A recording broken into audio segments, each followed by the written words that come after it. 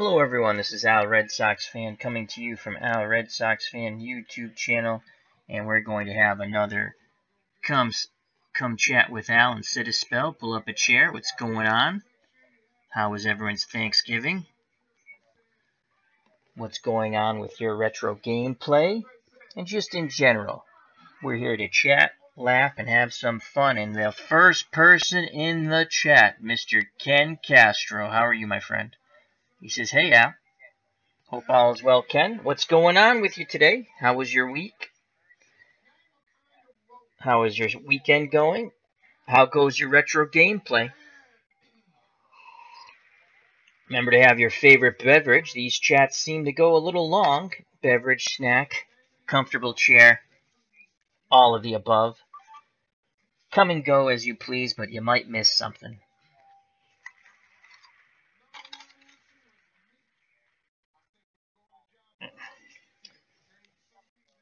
Ken says, all is good, my friend, and that's what we love to hear.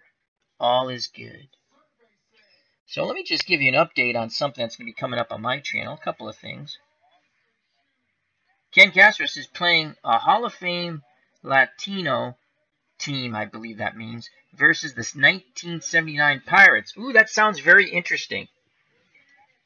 Can you give us the starting 9 in your number 1 pitcher for your Hall of Fame Latin American team, however we want to put that. That's a very interesting concept, Ken. It's always fun to do stuff like that. How did you come up with that? Now, you could not have, if someone's on the 79 Pirates team,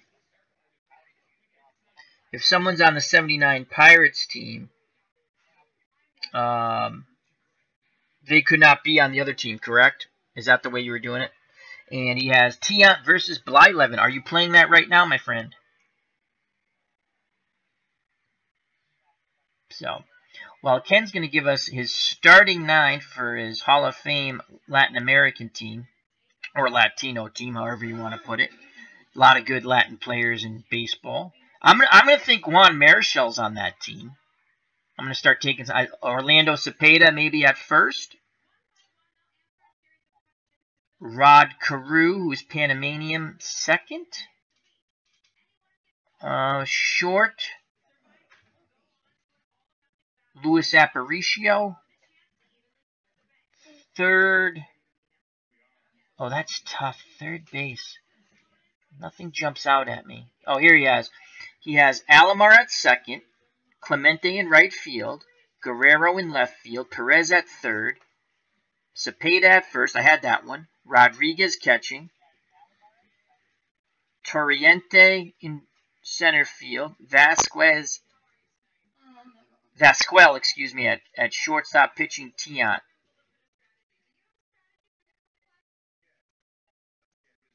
Five, 4 Pirates in the 7th. So that sounds like a really good game, Ken.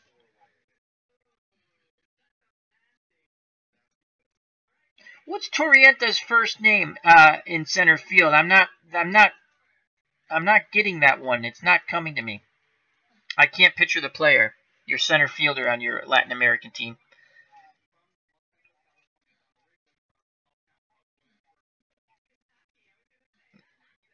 And once again, Ken Castro right now is playing Hall of Fame Latino players versus the 1979 Pirates, and that's the We Are Family team.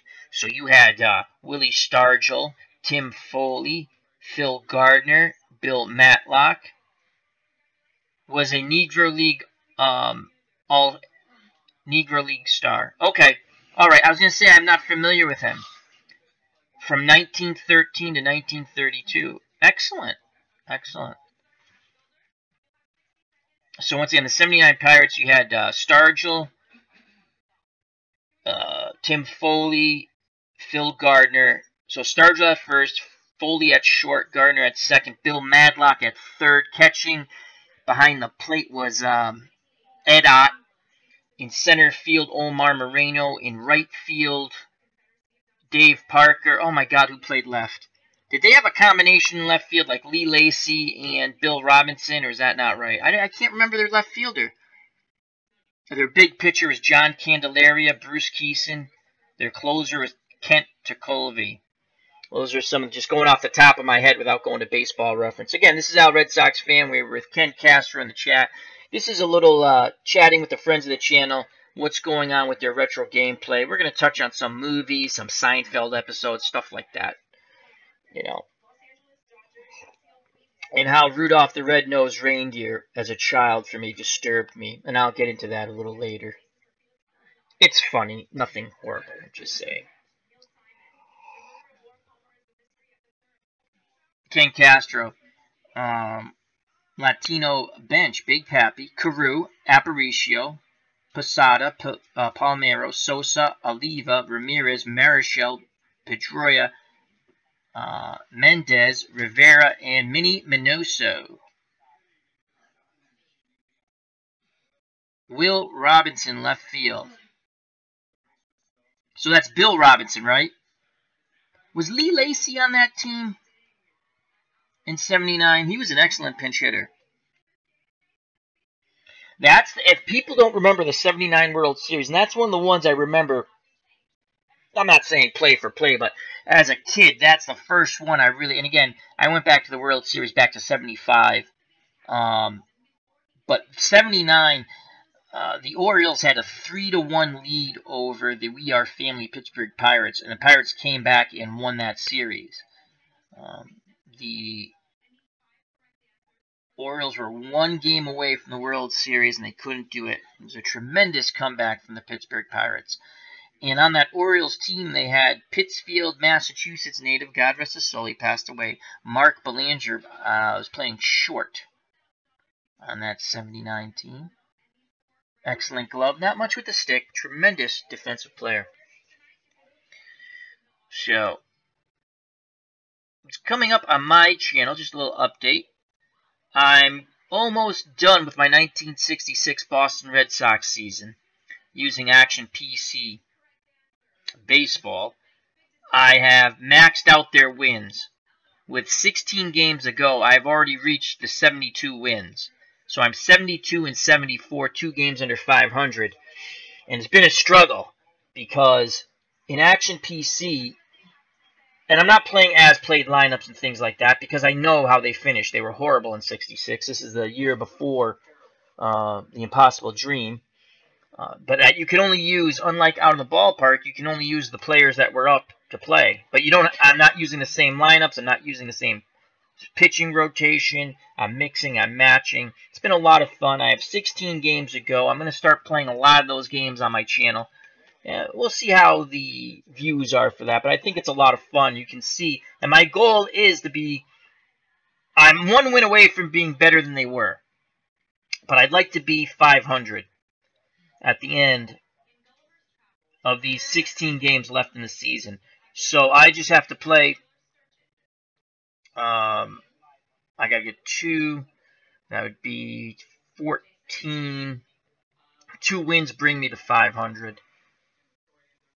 And then I'd have to go 7-7, so I need 2 wins and then go 7-7, I'm at 500. It'd be great to go over 500. But I've maxed out Lomborg, I've maxed out, Stange.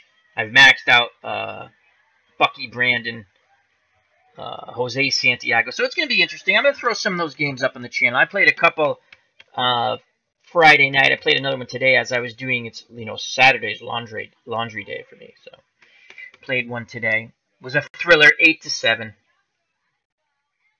So I'm going to have that up. I'm going to continue with our one and done playoff series from 1950. It's all the 1950s teams, the year 1950. 16 teams. There's 8 in the American League, 8 in the National, and they're all seeded in 2 brackets. It's been a lot of fun. I suggest if you haven't checked out any of the games, check them out. That's the 1950 one and done series. A lot of fun, close games. Wild and woolly they've been. Who's left in the 1950? Yeah. I will get to that in a moment because I got to bring that up. Ken Castro says, Stange was always an innings eater for me in my replays. Yeah. I've maxed him out. I've maxed out a lot of players already. I got to start using some of the other players now. with mixing in some of the regulars. Because, like I said, I have 16 games to go. I'm 72 and 74. They only had 72 wins, I believe, in 66. I'm pretty sure of it. So, I have some winnable series coming up with my 66 team using Action PC. I also have the Yankees, who I never beat, even though they weren't that good. I mean, I don't think they were horrible in 66, but they're no longer the powerhouse teams. Lefty Koufax, how are you, my friend? Good to join us. This is just chat with Al and chatting with friends of the channel. See how's everything's going. How was your Thanksgiving, Lefty? We have Lefty Koufax in the chat. We have Ken Castro in the chat. If you're watching, feel free to jump in. Say hello.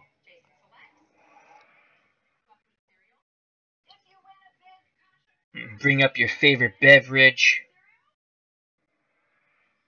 Snack, a comfortable chair. Lefty Koufax says, good to hear you, Al. Well, thank you. Good for you to be here, my friend. This is I guess my thank you to the friends of the channel to see what's going on. And one of these days I will figure out I used to do the Google Hangout, but I haven't done it in so long. I try to get that up again. And I know you can get people, if they have mics and stuff, to come in and chat live with you, talk. So. Lefty Kovac says, real good, Al. How are you doing? I'm okay. I'm okay. Battling a sinus infection, but that's not what we're here to talk about. Thanksgiving was good. Having some fun with my retro replays. Again, we got the 1950 tournament going on, one and done. I love the one and done tournaments. I'm going to be doing that for pretty much all the seasons I have. And I'm going to we already have 2 winners in one and done tournaments. We have the Pittsburgh Pirates. I think that was a 71 team.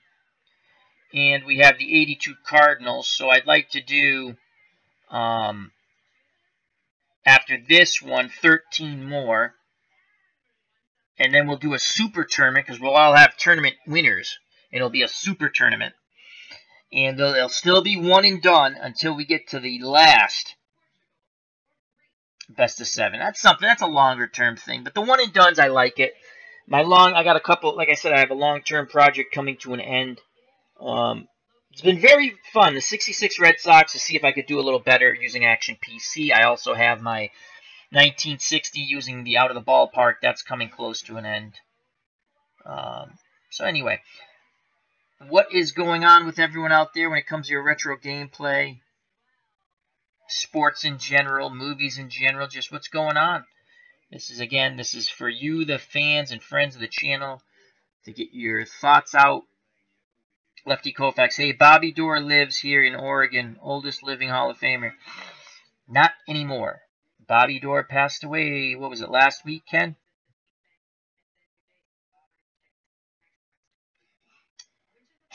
Yeah, Bobby Doerr was the last of the boys of summer.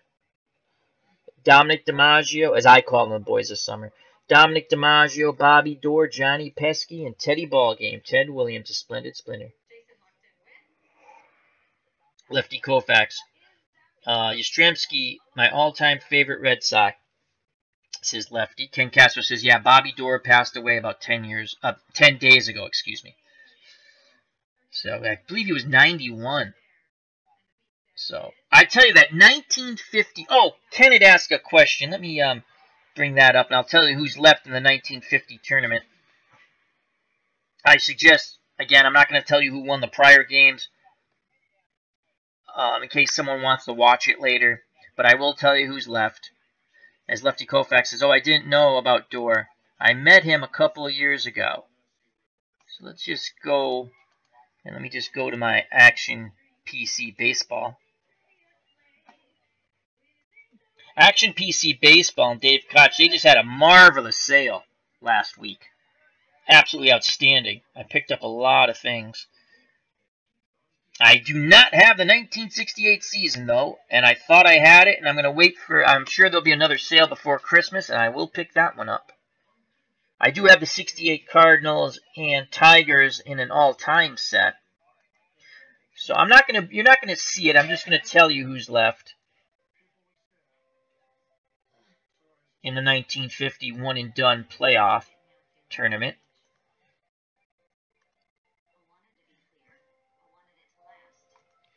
And I'll give you the seedings. Bracket 1's all done. And again, if you want, check out those. Oop, don't want that. Cancel. Let's not wipe out the tournament, Al. That would be bad. All right. Teams left. We have the St. Louis Cardinals and Cleveland Indians. That's going to be the next game coming up in the one-and-done 1950 tournament. And the St. Louis Cardinals are the 5 seed. Cleveland's the 4 seed, so I'll be playing as the Cardinals. Then after that, we have the Chicago Cubs of the National League versus the Detroit Tigers of the American League. The Tigers are the 2 seed, and the Cubbies are the 7 seed. So that's in the final game. We've already played the 1 versus the 8. Philadelphia Athletics versus the Philadelphia Phillies from Scheid Park. Battle of Brotherly Love. Wasn't so brotherly. And then we have the Chicago White Sox, who are the 6th seed, versus the New York Giants, who are the 3 seed. So those are the remaining teams left. Games that have not been played. St. Louis Cardinals at the Cleveland Indians, the Chicago Cubs at the Detroit Tigers, and the Chicago White Sox at the New York Giants. That should be some fun there. That should be some fun.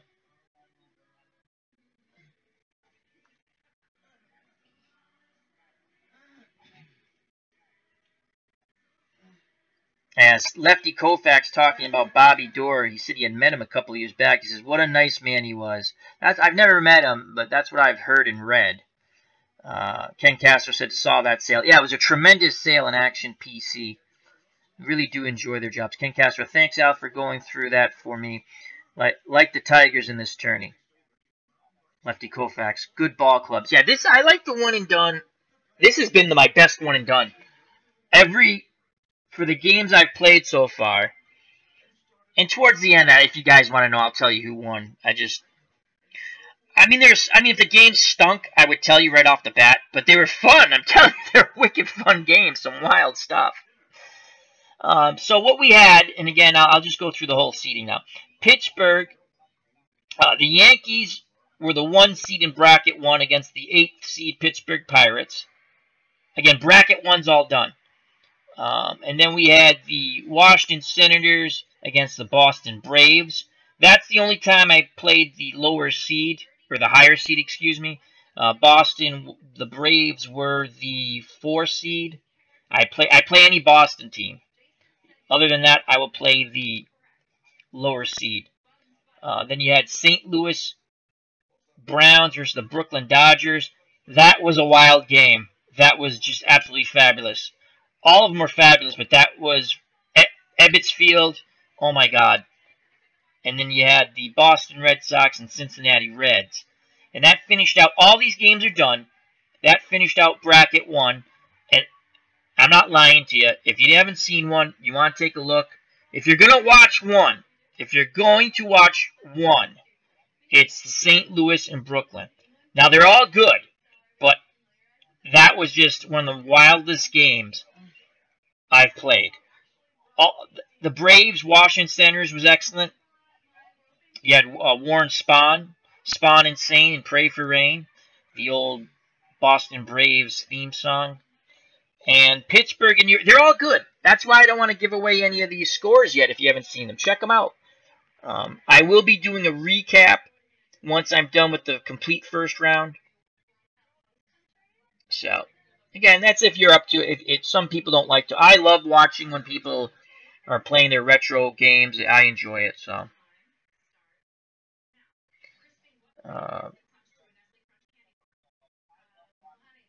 As Ken Castro says, the St. Louis game was awesome. Oh, against the Dodgers. It was unbelievable. That was the wildest, absolutely wild and woolly to the very end. Unbelievable. It was just so much fun. Lefty Koufax, who bought the pizza? I don't know. Who ordered the pizza? That's that question. Third base. My little homage to the Abbott and Costello. Who's on first? What's on second? I don't know. Third base. One of the funniest skits.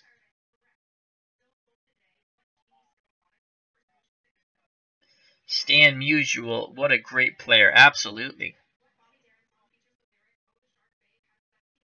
So, but anyway, you know, that's what's going on here. I'm ready to start. I'm going to have possibly tomorrow, if not sometime next week, I'm going to have my drawings for the heavyweight tournament. They'll be randomly drawn by numbers. If you go to Google and you type random number randomizer, I can't even say it. Speak of the English out. Number randomizer. God, that still doesn't sound right. I'm going to use that to pick the fighters. And I don't know yet. I'm still on the fence. I kind of want to do a heavyweight contender tournament.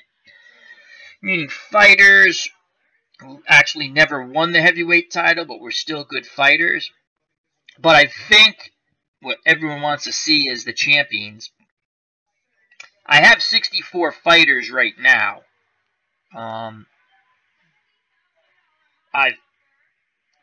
Who have been heavyweight champions, whether holding an undisputed title or a portion. I might whittle it down to 32.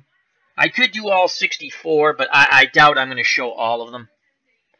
I might just give results on some of the ones I don't think are going to be good fights. Obviously, if it's like, say, if I go that avenue and it's not the heavyweight contender tournament, like say, anyone that Marciano or Ali or Dempsey or Joe Louis or Jack Johnson fight, I would do those fights. As Ken Castro says, every tournament needs a few tomato cans, Al. LOL. I don't think there's any tomato. There's just definitely. I think the random is going to be fun, and I'm actually going to do. I'm going to use the online random number drawer, and then I will say this fighter against that fighter, and then I'm going to punch him in the spreadsheet, and if someone's watching, they can see the fight. And I think I'm going to do that after every round. After every round, I'm going to renumber the fighters. And so I'm going to do it almost like an FA Cup. FA Cup is an English soccer cup, and it pits every team in England. I think they have 4 divisions. I mean, again, I do enjoy watching it. I haven't watched it in a couple of years because I don't know what channel it's on anymore. It used to be on Fox Soccer Channel. Used to totally enjoy watching it. And the bigger teams don't come in till round 3, I think. But it's all random draws. It's great stuff. So that's where I got that idea for the random draws. So that's going to be coming up. I might do that as early as tomorrow or as late as next week. Because, again, I'm still in between whether it's going to be like just heavyweight contenders like, say, a Jerry Quarry, a Zora Foley, Tex Cobb, Roland Lastarza. Guys who fought for the heavyweight title but didn't win, a bunch of fighters like that, or heavyweight champions. I don't know. I kind of want to do the contenders, but I also want to get views and things like that and help grow the channel.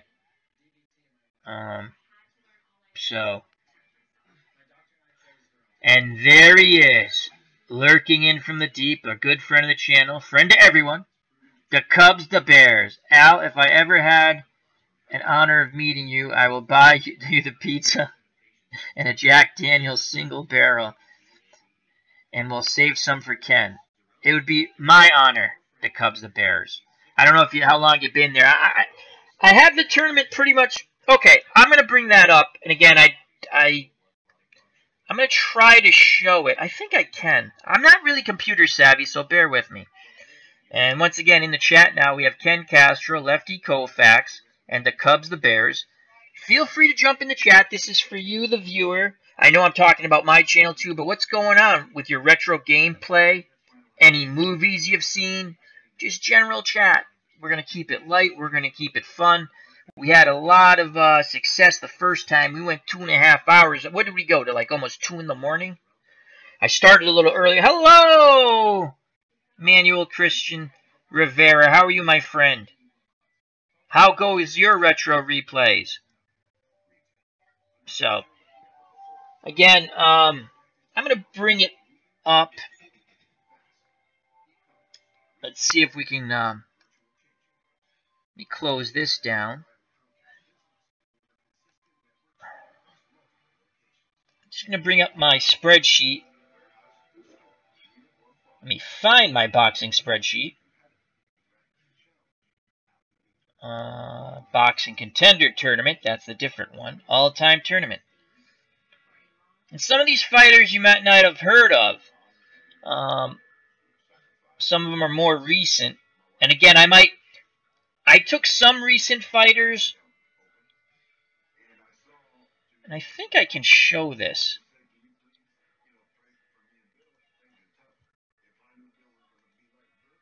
Let's do window capture. Ooh, I can do it.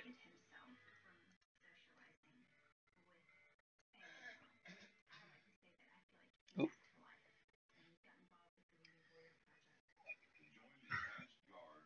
Look at me, all proud of myself. Oh, messed up. Hold on, bear with me a second. There it is, back again. Alright, let's... These aren't numbered yet. I mean, I just put the 1 through 16 because I want 4 brackets. We're going to have a WBA bracket, a WBC bracket, an IBF bracket, a WBO bracket. I have Ali. As Manuel Christian Rivera says, I am Will, trying to start projects with the 1995 set. And what game are you using, Manuel? Card and dice or PC?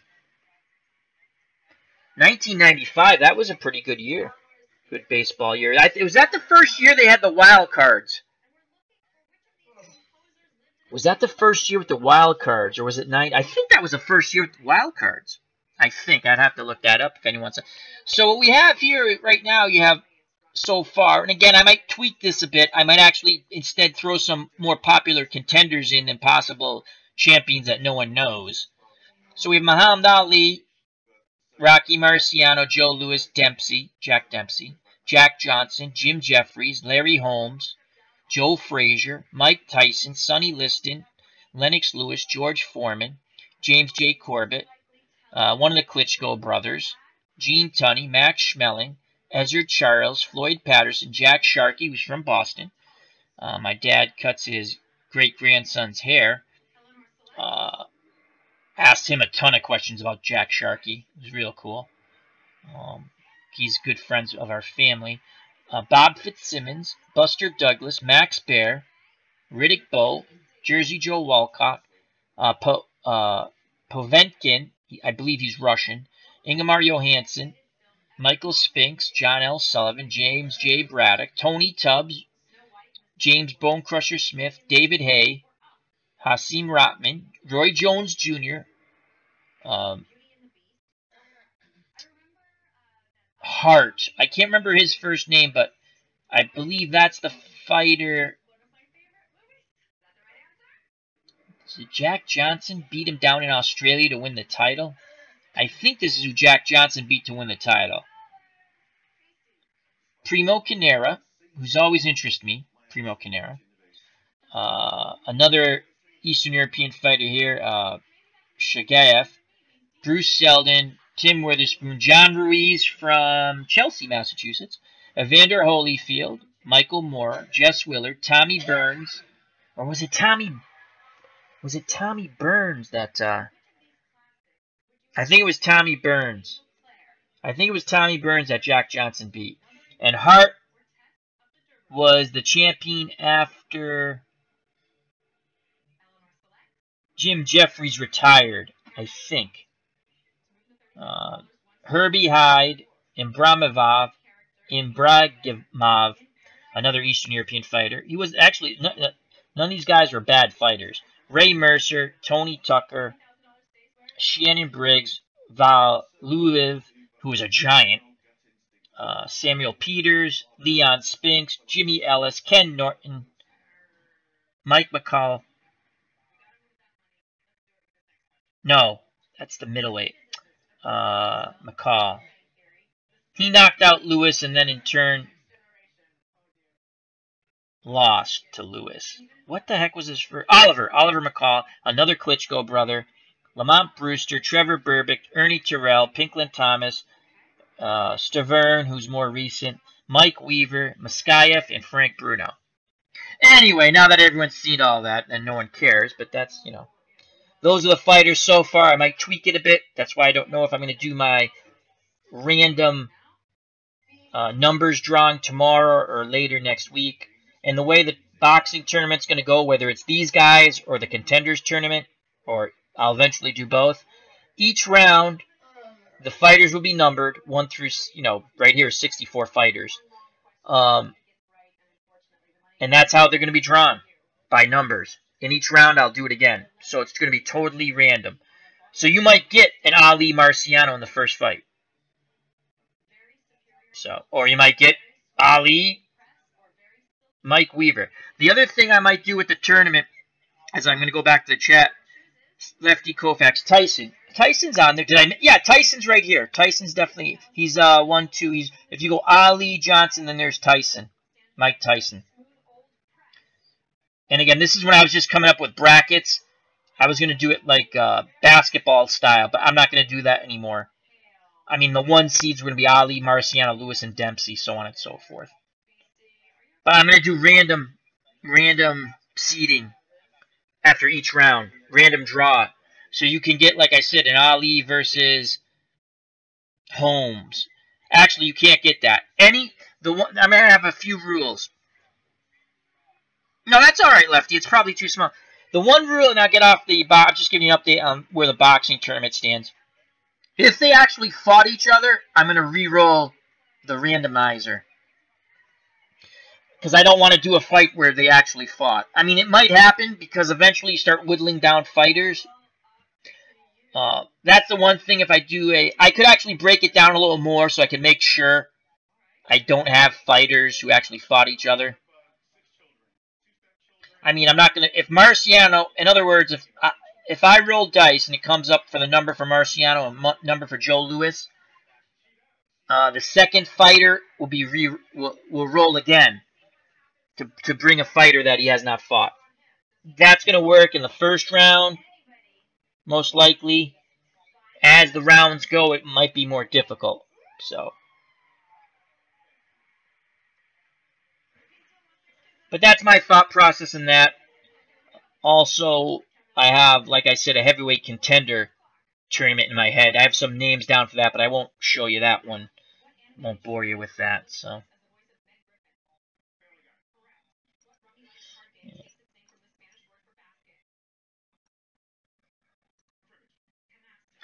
Anyhow, let's get back to the chat. Enough about that. This is supposed to be about you, friends of the channel, and it is about you, the friends of the channel.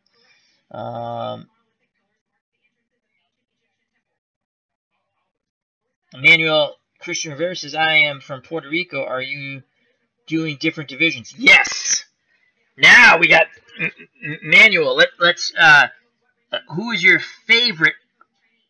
I'll just, you know, who's your favorite Puerto Rican fighter, and then who's your favorite non-Puerto Rican fighter? Manuel Christian Rivera. I don't think if there has been a heavyweight fighter from Puerto Rico. Don't know. Oh, there was a recent, not a bad fighter either. I can see him. I'll have to look that up. There was Frezo Kendo, I believe his name was. He was a heavyweight. Not a bad fighter. Solid. Ken Castro. Final from Pittsburgh. 1979 Pittsburgh Pirates. 6. Apple Hall of Fame Latino Stars 5. Winner Bly 11. Save Tecolvi. Loser El Tiante. Oh boy. I love Louis Tiant. The Cubs, the Bears. Lefty. As you get older, the eyes are the second thing to go. Bum bum bum. Ken Castro. Oh, Ken knows the punchline there. He says, what's the first thing? The Cubs, the Bears, LOL. Lefty Koufax laughs after. Also, Glenn Perot's in the house. How are you, Glenn? As he says hi to everyone. So that's yeah, Frezo Kendo, I believe, was from Puerto Rico, Manuel. Good heavyweight. You know, solid heavyweight. A few years back, and I want to say, I don't know, I think Roman was Mexican. I think Frazier beat him, and then George Foreman beat a Latino heavyweight, and he could have been Mexican too. JW Flux in the house. How are you, my friend? As he says hello to everyone. Check out his channel. That's always a fun channel. He does a lot of Final Fantasy. I'm one of his moderators. He's kind enough to let me be one of his moderators. We had some fun today, didn't we, JW?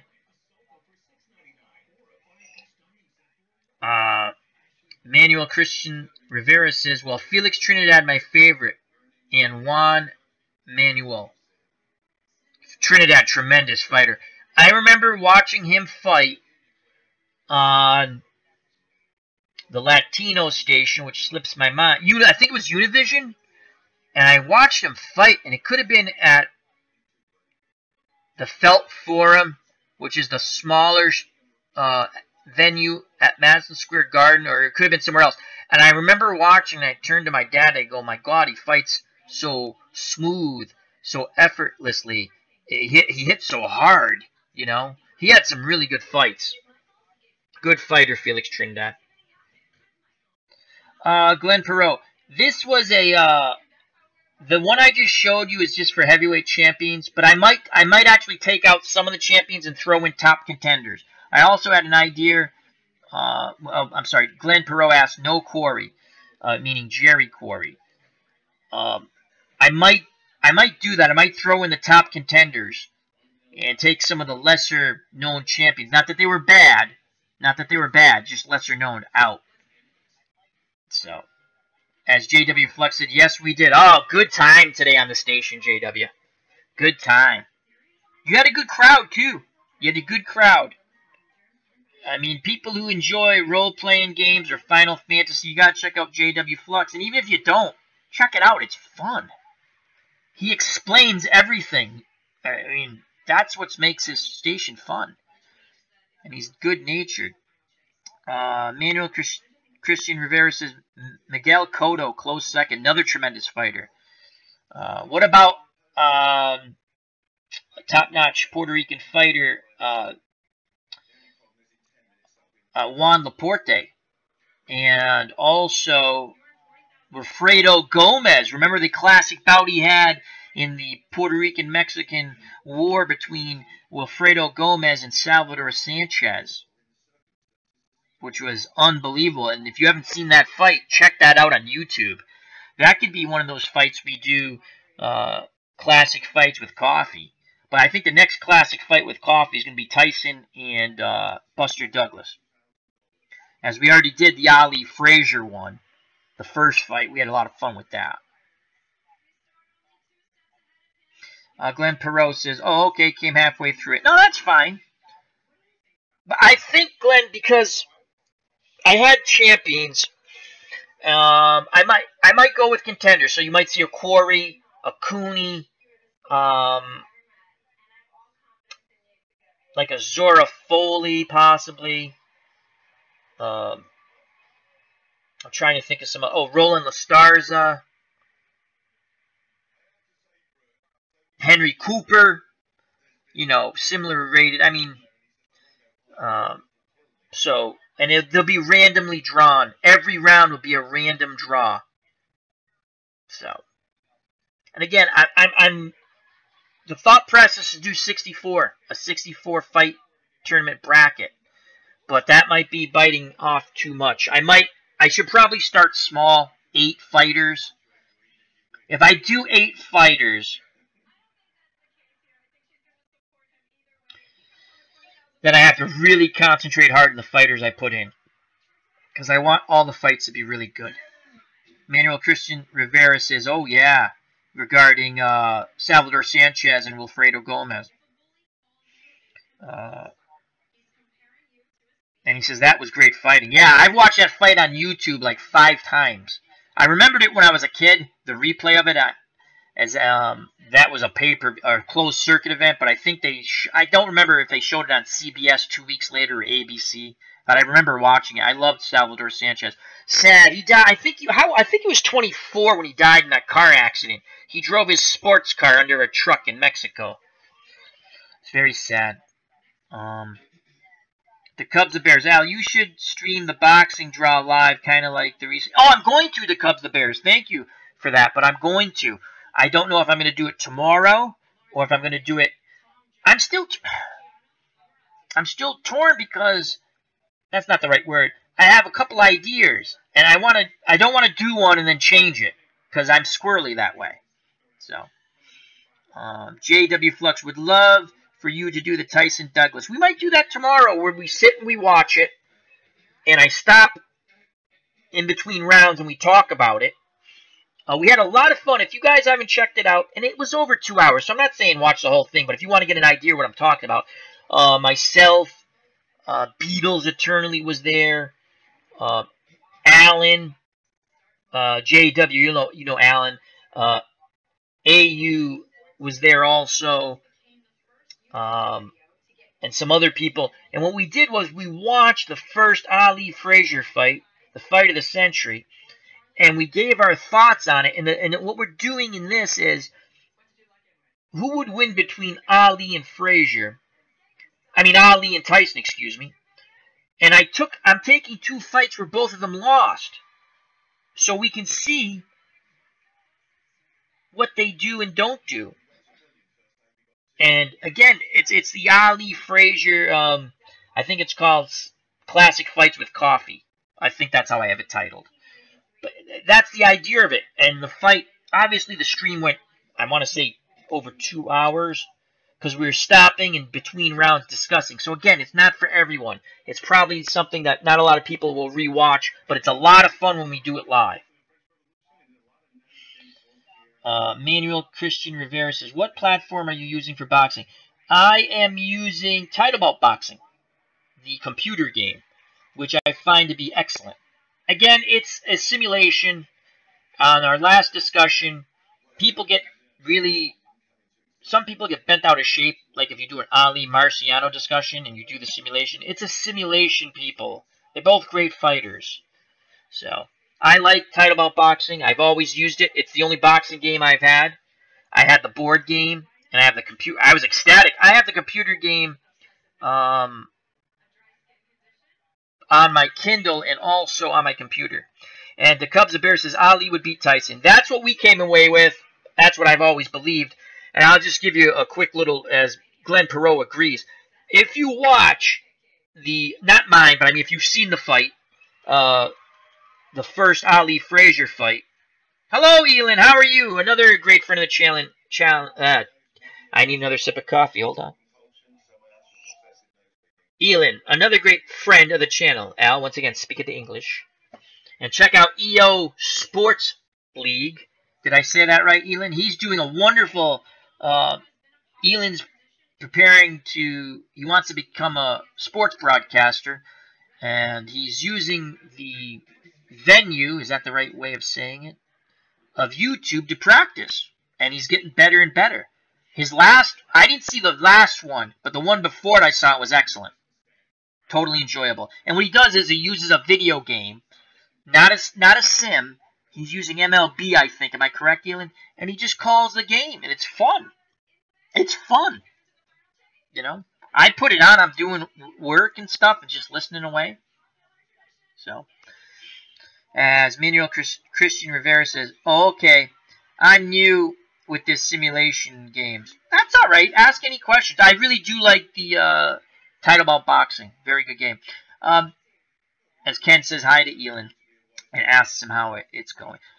Back to Ali and Tyson. I do agree with the Cubs, the Bears, and Glenn Perot.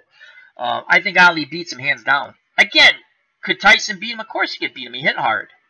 Ali was susceptible to left hooks. Fact. Look at the fights. Fact.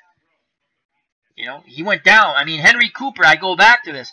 Yeah, he beat Henry Cooper twice, but in that first fight, Cooper nailed him. And if they didn't cut his gloves, I don't care what anyone says. Very smart, Angelo Dundee in that corner. They cut Ali's gloves. They caused, I believe, a 6-minute delay or something like that, where Ali was able to clear his head. Because Cooper nailed him. If Ali comes out of that corner after a minute respite, Cooper might have knocked him out. I mean, go back and watch that first fight. Ali sits on the stool, stands up from the stool, sits on the stool. You know? So, could Tyson beat Ali? Absolutely. If he hit him, you know? But what Tyson didn't do, he didn't work hard. He did not work hard. I don't care if you're a Mike Tyson fan, he did not work hard on the inside. Alan, who joined us for that fight when we discussed it, we all came up with the same clue. Joe Frazier worked on the inside. Okay, Joe Frazier worked. Tyson, he had the bully's mentality. I mean, if he hit you and you turtled, he was going to steamroll you. If he hit you and you stood up to him, he got beat. Think of all the people who stood up to him. They beat him. They beat him. So, anyway, that was a lot of fun.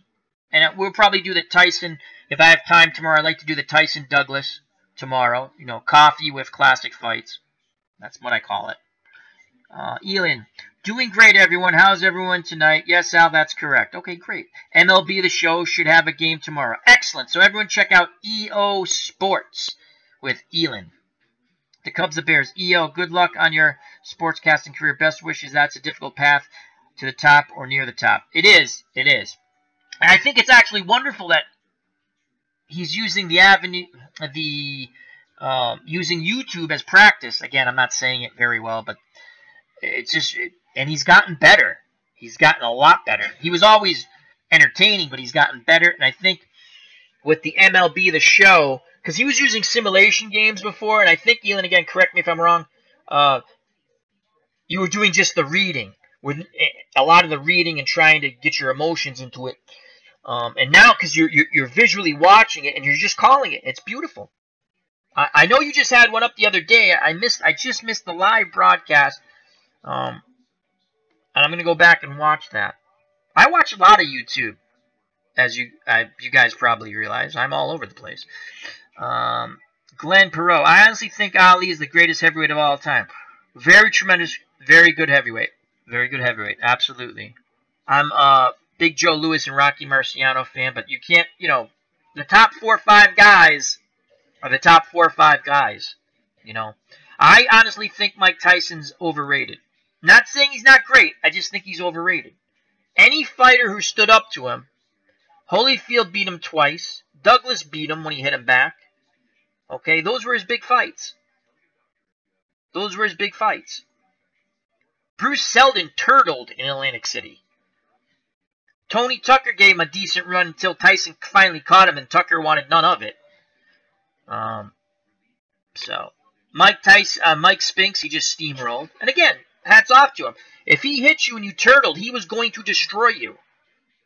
If he hit you and you stood up to him, and again, that's not an easy thing to do. He hit really hard, but he never worked. You look at his championship fights, he very rarely worked his hands on the inside. He was very easy to tie up. So,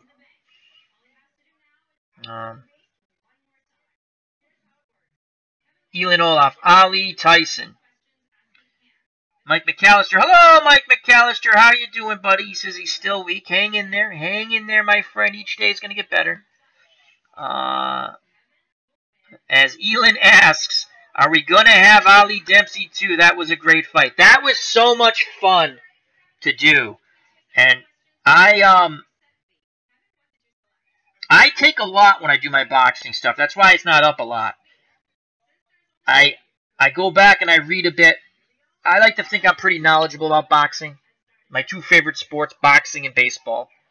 But I go back, I watch some fight films on YouTube, and I read a bit, and I try to get the call correct. And again, it's a simulation using Tight About Boxing. And I think we're getting better with it. It's entertaining. It's a radio call. Yeah, there's some visual to it, but it's a radio call. So if you don't like boxing, I mean, you're not going to enjoy those. So, but I've had pretty decent for my little YouTube channel. I get decent success for those. I get 100 views, 500 views, you know. So that's what I really get my success at. But I love baseball too so much. I grind out a gazillion baseball games because I enjoy it. I'm my biggest fan. The Cubs and Bears. Al, a budding sportscaster, should be required to listen to one of your boxing calls. Seriously, you're very, very good. Thank you to Cubs the Bears. I appreciate. Oh, Broke Black Man 94 in the house, moderator extraordinaire. Check out Broke Black Man 94. Wonderful movie and TV reviews. Fine gentleman, fine young man. He just had his teacher's exam for New York, the English portion. That's all he needs. He's going for English, and I think you did well on it, Broke. I know you said it was a tough exam. I think you're going to get it. And thank you for coming. So, Broke Black Man 94, just a wonderful person, as the rest of the fine friends in the chat. Elin Olaf, the Cubs, the Bears. I love Al's boxing calls, one of my favorite YouTube broadcasts. Well, thank you, thank you. It's a love fest here. Manuel Christian Rivera. Well, guys, good evening to all. Take care, Manuel. Thank you very much for stopping by. Hope to see you again. Have fun with your retro gameplay, and we're going to have some, hopefully you catch some of the boxing we do. So, health and happiness to you, my friend. God bless. Glenn Perot. Glenn's boxing videos are great. Oh, my God, you're putting pressure on me. I better not mess one up. Mike McAllister. Al, you call a great game on baseball. You speak it English, Al. You make me like it's the first game. Thank you, Mike. Thank you. That's why I'm here. I'm here to entertain my friends and have some laughs as I am known to butcher people's names. If you want to have a fun laugh, seriously, I did the 1980, and I lost, of course.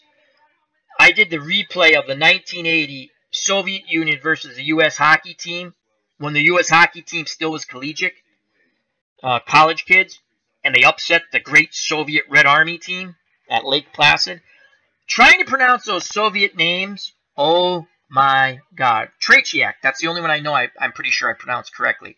And I'm pretty sure, again, I'm not saying to watch the whole stream, but I must have changed pronunciations for the same name several times.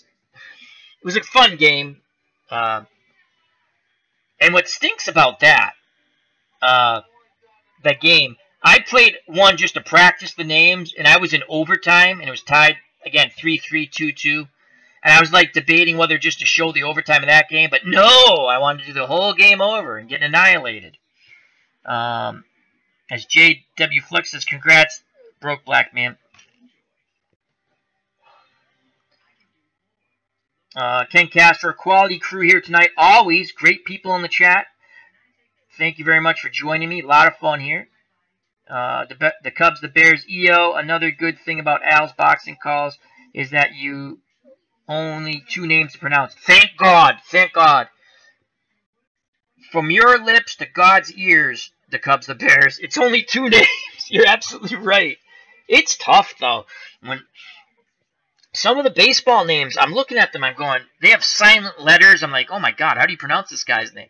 What I've done in those cases, and again, I always, if someone's going to tell me how to pronounce a name, I greatly appreciate it, as long as you do it constructively. I mentioned this on, I don't know if it was the last baseball broadcast. I had a DB leave a couple of horrible messages on and I deleted them. I'm not going to leave horrible messages. I don't mind constructive criticism or how to pronounce a name. I enjoy that. And even sometimes people tell me how to pronounce a name, I still mess it up because I got so used to saying the name the wrong way and it's just drilled into my head. I always appreciate feedback. Again, constructive, polite, good-natured ribbing's fine too. But when anyone does their YouTube stuff, they're not doing it to stink. You know, they're trying to entertain, and sometimes you don't get it right. Show a little mercy. For not just me, but for other people too. Help them out. That's always a great thing. So, Broke Black Man says, not sure if I passed, but as Al says, positivity.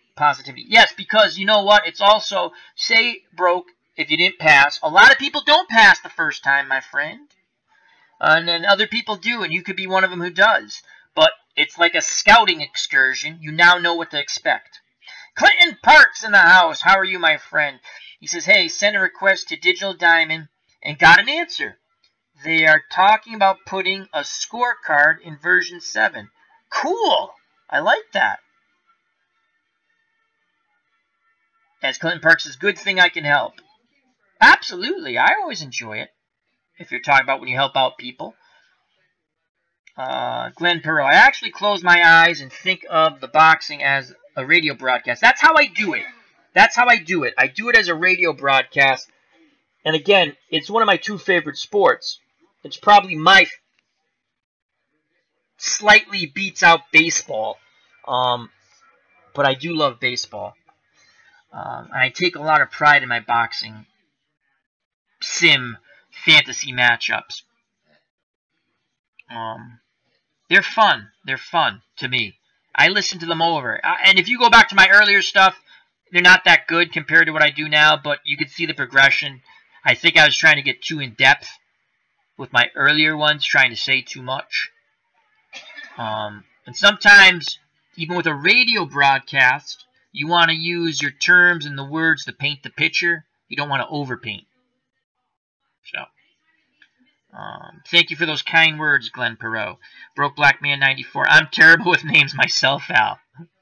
It's not only you. Names are tough sometimes. Yeah, if you want to get a good laugh, just the whole Soviet hockey names. I'm sitting there going, oh my God. Why am I... I remember when I started thinking to myself, why am I doing this to myself? But it was a lot of fun. Oh, Glenn, you know what? I might just do that. I skipped over some stuff. I'm going to go back. But Glenn, I just caught my eye. Glenn goes, you should try the Soviets versus the Czechoslovakia then game. The names will be tricky. Tricky's not the word. It'd be horrible. Let me go back up. I jumped over some stuff because that was too funny to pass. I mean, I didn't want to miss that. Elin Off. Some basketball names are tough, and I struggle with hockey names. Hockey names are tough for me, Elin. They're tough. You know, what I found, here's my little advice to you, Elin, on YouTube-wise, and you might get criticism with pronouncing names wrong like I do. And I'm not talking about the good-natured stuff. You might get the a-holes. Don't respond back to them. I always like to check their channels and see how they have no subscriptions and nothing on their channel, so I know most likely they're trolls. You know, if they had said, like, if the guy who I deleted his comments had just said you pronounced those 2 names wrong, ha ha ha, kind of thing, I would have been more than happy to reply to them. I've done it before to reply to people like that. But to be mean-spirited and stuff, and my first process is, God, I'd love to find out this guy's IP address, track him down, and beat him with a baseball bat. Because I get kind of violent sometimes. I've controlled that over the years, though. But, you know, I think what... I always like to think when I get those messages, and I know for a fact that how inadequate they must feel to leave messages like that. So, how miserable their lives must be. Yeah. Anyhow. Lefty Kovacs. Well, Harry Carey had some issues with names. You're in a good class, Al. Well, thank you very much. I like that, Lefty Kovacs. Clinton Parks. I've been fortunate. I have been around the world and learned how to pronounce names so I wouldn't sound foreign. I have found the people I deal with appreciate that I try. Absolutely. Absolutely. Clinton Parks. Harry Carey had too many old styles by the 7th inning. Yeah, he did like to drink. Who was it that used to do that great? Was it Bill Murray who did the great Harry Carey impression?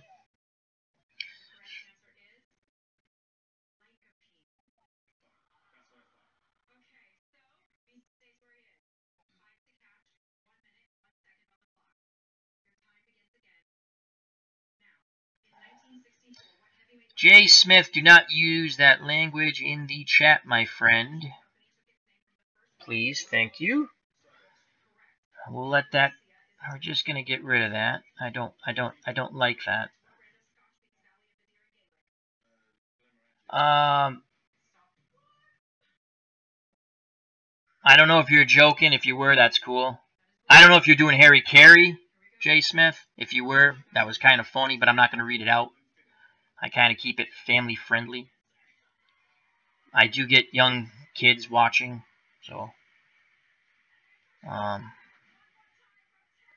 JW Flux, Soviets versus Japan. They have that. In 1980, Japan did actually have a hockey team in the Olympics. So, Clinton Parks, hope I'm not one of the a-holes. I'm a purist. No, you're not. You rib. There's a difference, Clinton. You're ribbing. I get that. So, Elin, I enjoy doing radio broadcasts more than TV, but then again, I have more practice doing radio. I like radio. I like most everything I do is like a radio. Oh, Will Ferrell. Oh my God, Will Ferrell. See, I messed up. I messed up already. Will Ferrell. Yeah, very funny. You're right. He absolutely hilarious.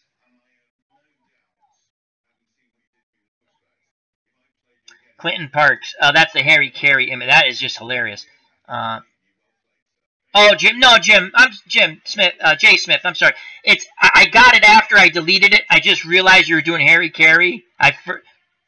He says, "Sorry, kids." I do get a few kids. It's okay. After I deleted it, Jay Smith, and I apologize. I realized you were doing Harry Carey. I was looking. I saw the certain words. It was funny. Don't get me wrong. I do get a couple of. I realized I get like a couple of kids are like 12 years old every once in a while in my chat, so I try to keep it sort of clean. No big deal. No big deal, my friend. No big deal. I actually apologize to you. I got it after that you were doing, I think you were doing Harry Carey drunk, and then that's why after I deleted it, I was kind of like, oh, I get it now. So. All right, Broke Black Man 94, take care, my friend. We'll do these every once in a while, Broke. We'll do these every once in a while. As everyone's saying bye to Broke Black Man 94. Jamaican bobsled team, Lefty Koufax says. Clinton Parks, yeah, Jay Smith, I'm going through my second childhood. Ask my wife.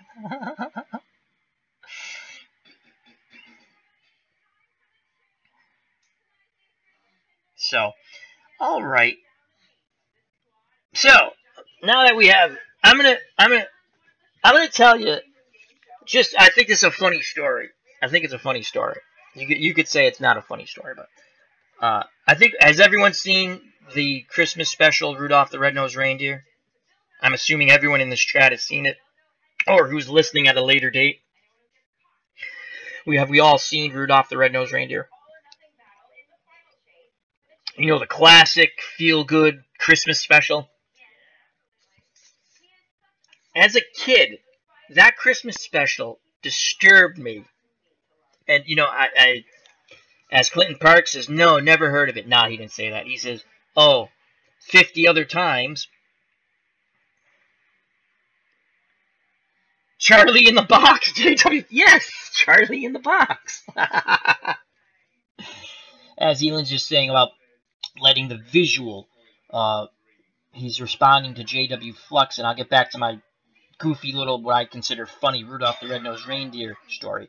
Elon says, JW Flux, actually right now I feel radio is easier because with radio you can paint the picture with your words. I agree. For me, TV is hard because I don't know what the balance is between talking too much.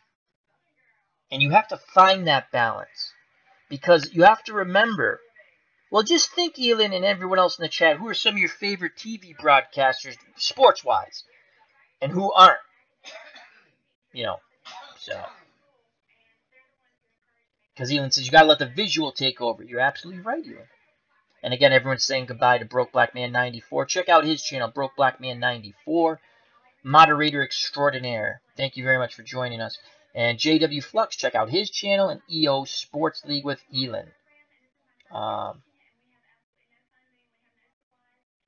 Clinton Park says, Elon, I know.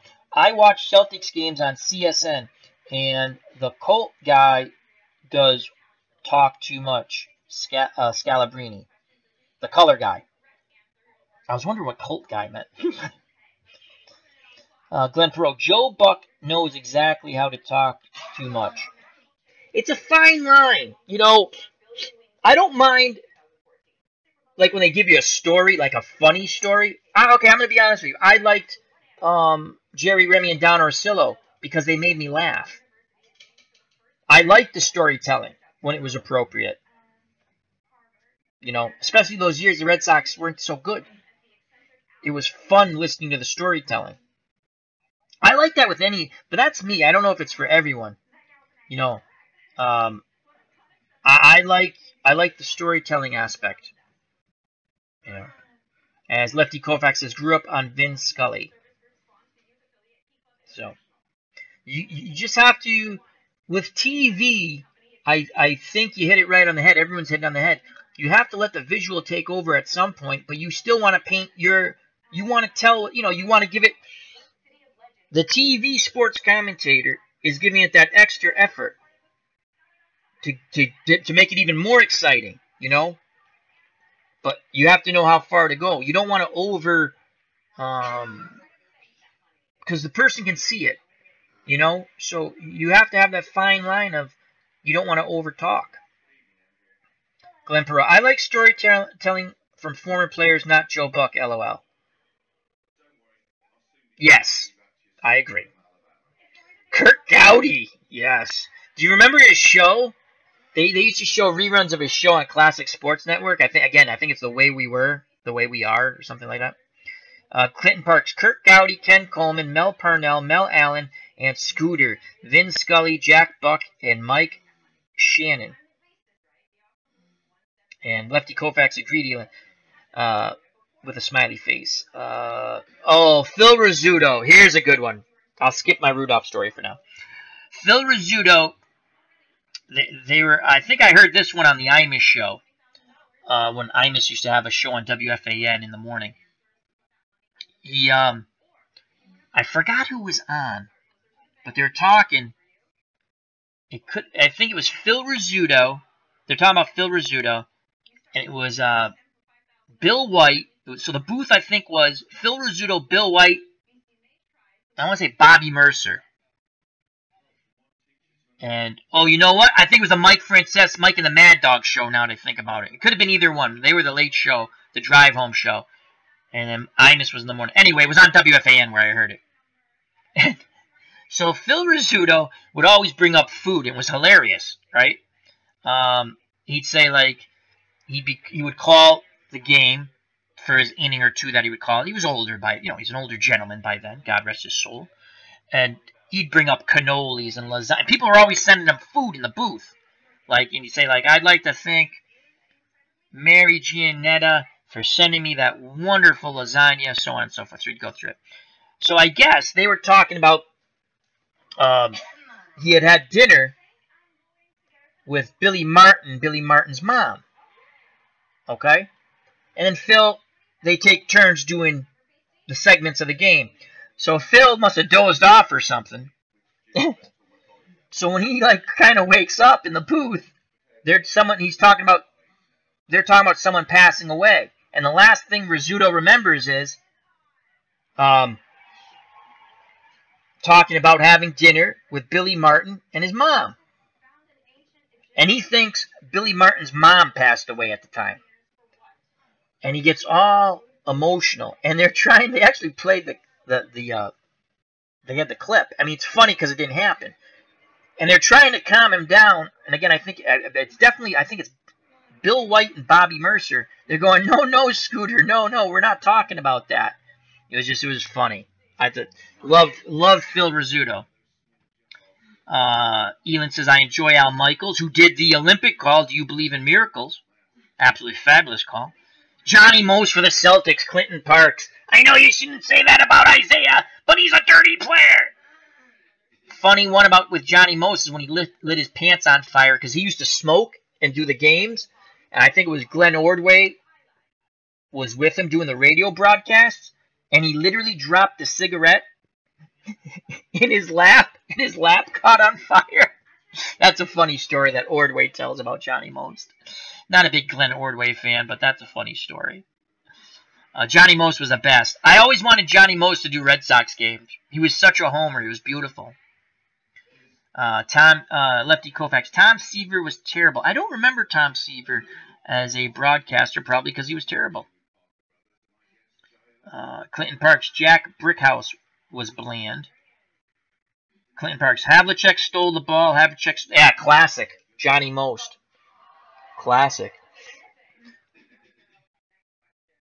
Lefty Koufax, oh, Al, don't smoke. Yeah, that's a good reason not to smoke, not to burn your crotch area of your pants. I bet you could find that on YouTube. Johnny Most lighting himself on fire, like just the audio. It's because I think you can hear either Ordway or the other guy go, Johnny, you're on fire, and they throw like soda on his lap or something. Lucky it wasn't a beer. He could have been shish kebab. So, Lindsey Nielsen in those jackets. You know who we didn't mention for sports broadcasters? ABC. Rumbling, bumbling, stumbling. What was that? He did a ton of college football. I can see him. And I can't think of his name. He was on ABC. Did a ton of college football. Did some boxing. He did the Jerry Cooney, Eddie Gregg comeback fight for Cooney. Oh my God, I can see it. Keith Jackson. Thank you, Clinton Parks. I like Keith Jackson. J.W. Flux is still with us. He says Howard Cosell. Howard Cosell could be a bit annoying, but yes, he was good at what he did. And I think some of his shtick was annoying people. I remember J.W. Let's see if anyone else in the chat remembers this. As no one wanted to hear my Rudolph the Red-Nosed Reindeer story. So we'll just skip over that. I thought it was going to be funny. They came out with bricks, these fake foam bricks you could throw at your TV, specifically to throw at Howard Cosell. And they actually had brand names. We had the cheap one, though. We bought the cheapy one, the generic one. You'd throw it at your TV when you got aggravated with Howard. Keith Jackson, Clinton Parks is very folksy. I liked Keith Jackson. The Cubs and Bears. As someone who watched Cubs baseball every day starting in the 1950s, I grew to like Brickhouse. Really couldn't stand Harry Carey. Clinton Parks. Kurt Schenkel, who did the 72 Munich Olympics with a terrorist attack. Yes. Glenn Perot, I remember those. Do you remember the bricks, Glenn? Do you remember the fake bricks you'd throw at the TV? I remember myself, my brother, my dad, we had them. We just chuck them at the TV when Cosell would aggravate us. But when Howard Cosell did a game or a sporting event, you knew it was big. I mean, Monday Night Football wasn't the same when Cosell. I mean, he made those horrible. You know what's funny? He made the comments and he got fired. He didn't mean it the way it came out. I mean, he was like one of the most. And I'm not a big Howard Cosell fan. I'm just saying I don't think he just used the terminology. He shouldn't have used that terminology, but I don't think he meant it the way. But I knew he was gone as soon as those words came out of his mouth. Just like. Do you remember Woody Hayes, the Ohio State Buckeyes coach? Do you remember the game that got him fired? The team they were playing. I believe it was in the Liberty Bowl. New Year's Eve, 1981. Clinton Parks. What do you think of Steve Stone as a color guy? I didn't hear enough of Steve Stone, but he was a Cubs or a White Sox announcer. Kurt Schenkel, very good. He did some boxing, too. As we already said, I'm just going back to that one. Clinton Parks. There was somebody else with the Cubs, and I thought he was great. In between Brickhouse and Carey, ended up doing Mets, I think. Not Ralph Kiner. I liked when the Mets had Ralph Kiner, and I think it was McCarver and Kiner on Channel 9 out of New York. Ken Castro, Cosell wouldn't have had a career in today's... No, he wouldn't. The PC culture is horrible. It's a horrible thing. I call them snowflakes, libtards. I don't care if you're liberal, but when you go too far one way or the other, there's something wrong with you. You know. In my opinion, I'm not going to get... the PC culture is awful. Whether it's right or left, it's awful. Now it's the left. I'm just saying it goes one way or the other. I'm more moderate to conservative. I'm not going to lie about that. But because Ken, you brought it up, the PC culture, I hate it. I hate it. They are the ones trying to take people's rights away, in my opinion. Anyway, that's enough of that poop. Clinton Parks, the 1980 Bowl, Clemson. Yep. I think it was the Liberty Bowl. It was definitely in the early 80s, and he punched, you remember he punched the kid on the sideline? He had intercepted the ball for Clemson. I think it was a safety or a defensive back. And he punched the kid in the neck. J.W. Flux, I don't think he intended it to be racist. No. I don't think Howard Cosell's comments were intended to be racist. They came out of it. Those were not the words he should have used. You know. If he said, look at that little Smurf go. Because I think it was in regards to a Redskin receiver. Glenn Perot. Hawk Harrelson. He was the Hawk was all right. Bob Murphy, Glenn says. Clinton Parks, Tom Brenneman, who I just butchered his name. Elon Off. McCarver was a good national color commentator. He did Mets games with, I want to say it was Ralph Kiner. J.W. Flux. 78 Gator Bowl versus Clemson. All right. Woody Hayes, right. Yes, Woody Hayes. You remember that, J.W.? He punched the Clemson kid in the neck. And my brother and I looked at each other and go, he's gone. And I had to be in 78. I'm 8 years old. I turned to my brother. My brother is probably 14. And I go, he's gone. We knew he was fired. And that's what he's remembered for, punching that kid in the neck.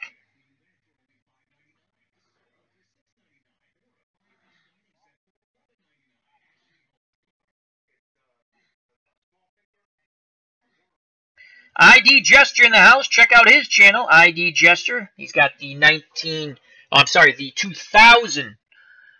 Is it 2000 or 2001? Oakland Athletics final September run.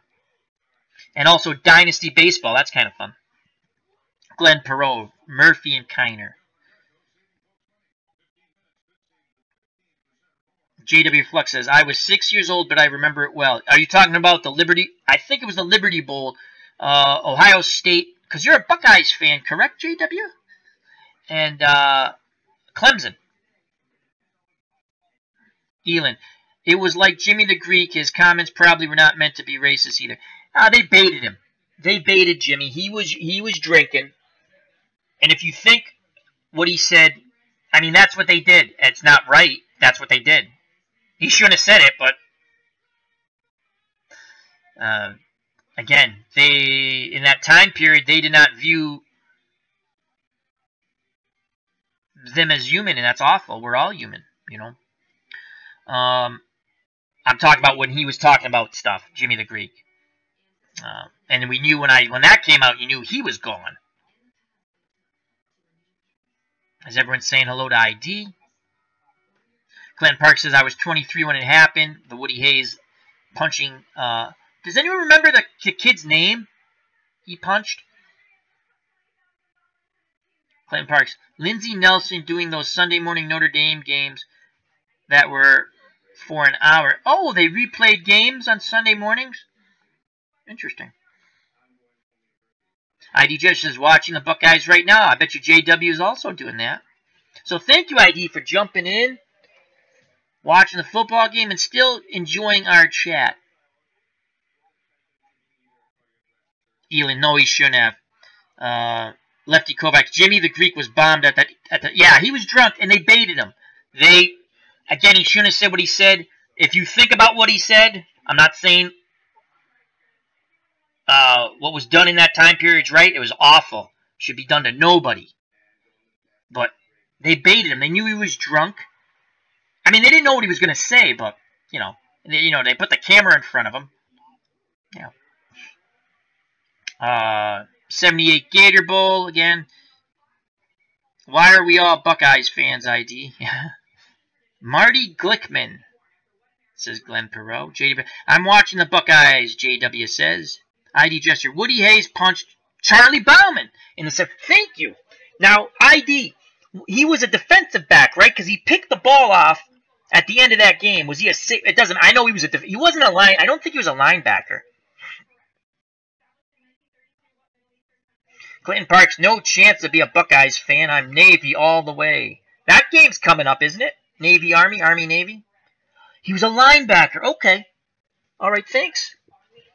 Because Clemson, I remember they wore those weird, they had like mesh jerseys at the time.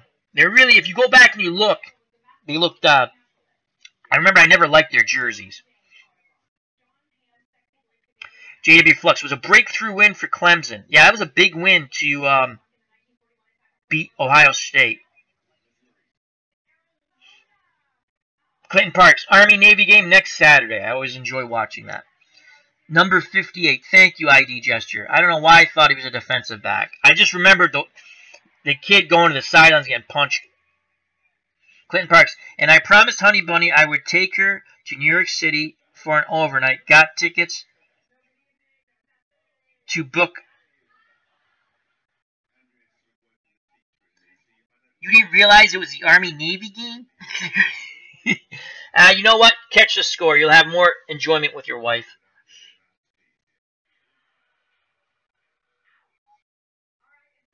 ID Jester. He didn't really hit the kid. He was going to grab him and wrapped his arm around him. Okay. All right, ID. Okay. That's not the way I remember it. I remembered him wrapping his fist around the kid's neck. Or clotheslining. It was more of a clothesline. You're right. He was trying to stop him from falling. So, yeah, that was so it's funny how we touched on some moments where people's careers came to the end. That's what I love about these chats. They go anywhere. No one wanted to hear my Rudolph the Red-Nosed Reindeer story, so I'm not going to say it. I'll save it to the very end when no one's here and I can just go back and listen to myself and laugh. As JW Flux says, he punched him. LOL. Laughing a lot. I agree with you, JW. He did punch him. He did punch him. Now, what do you think about what they've done to college football? To me, they've taken away a lot of I know there's still rivalry games, but with the Super Leagues and the, I like the tradition, the Rose Bowl, Pac-10 versus Big Ten. They're not even called that anymore. I'm showing my age. ID Gesture. It was more of a clothesline instead of a punch. Well, that makes it better. Clinton Parks, are you going to have Bobby Knight chair throwing contest next? Oh, we should. We should. As ID says, yeah, it wasn't good. No, it wasn't. I felt bad for Woody Hayes. I just think his emotions came over him, obviously.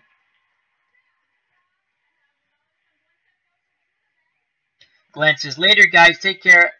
Fun as always. Well, thank you, Glenn Perot, for stopping by. Health and happiness till next time we see you. May good fortune be upon you. And God bless.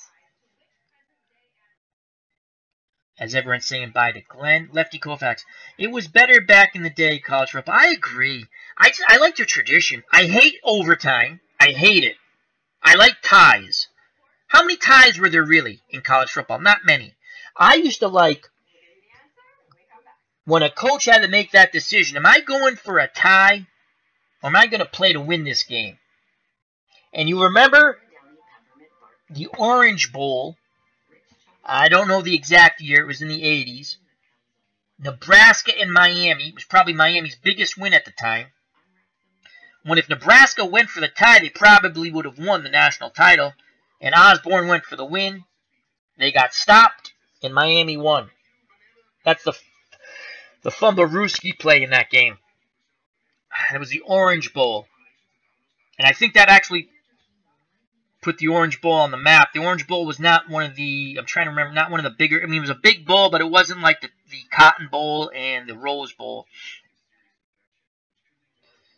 That was, I enjoyed that with college football. I don't like the overtime. I don't like the overtime. I don't like they both get the ball at the 25. It's like a shootout. I don't like it. That's like ending a baseball game with a home run contest. I don't like it. The only game that should have ended with a home run contest was the time the All-Star game was a tie because the idiots used all the players and played it like a, I get it, it's an exhibition, but play the game.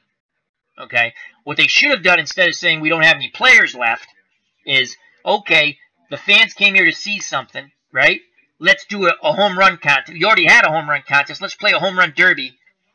You pick 5 players or 3 players, and whoever hits the most home runs out of the 3 is the winner. That would have been fun. That would have been fun. Not doing it all the time, but I'm saying for that circumstance. You know, I don't like the shootouts. I don't mind you playing overtime in hockey, but guess what? After the allotted time, it's a tie. Make it a tie. The silliness of you lose a game and get points is asinine to me. Ties are not bad. You're not going to get a tie in the playoff, obviously, which is a good thing, right? Clinton Parks, I agree with you. I did not mind ties in hockey. What's the big deal? It's a regular season game. Baseball doesn't have ties because that's the way it's played. Basketball doesn't have ties. That's the way it is played. Boxing has ties. They're called draws. Okay?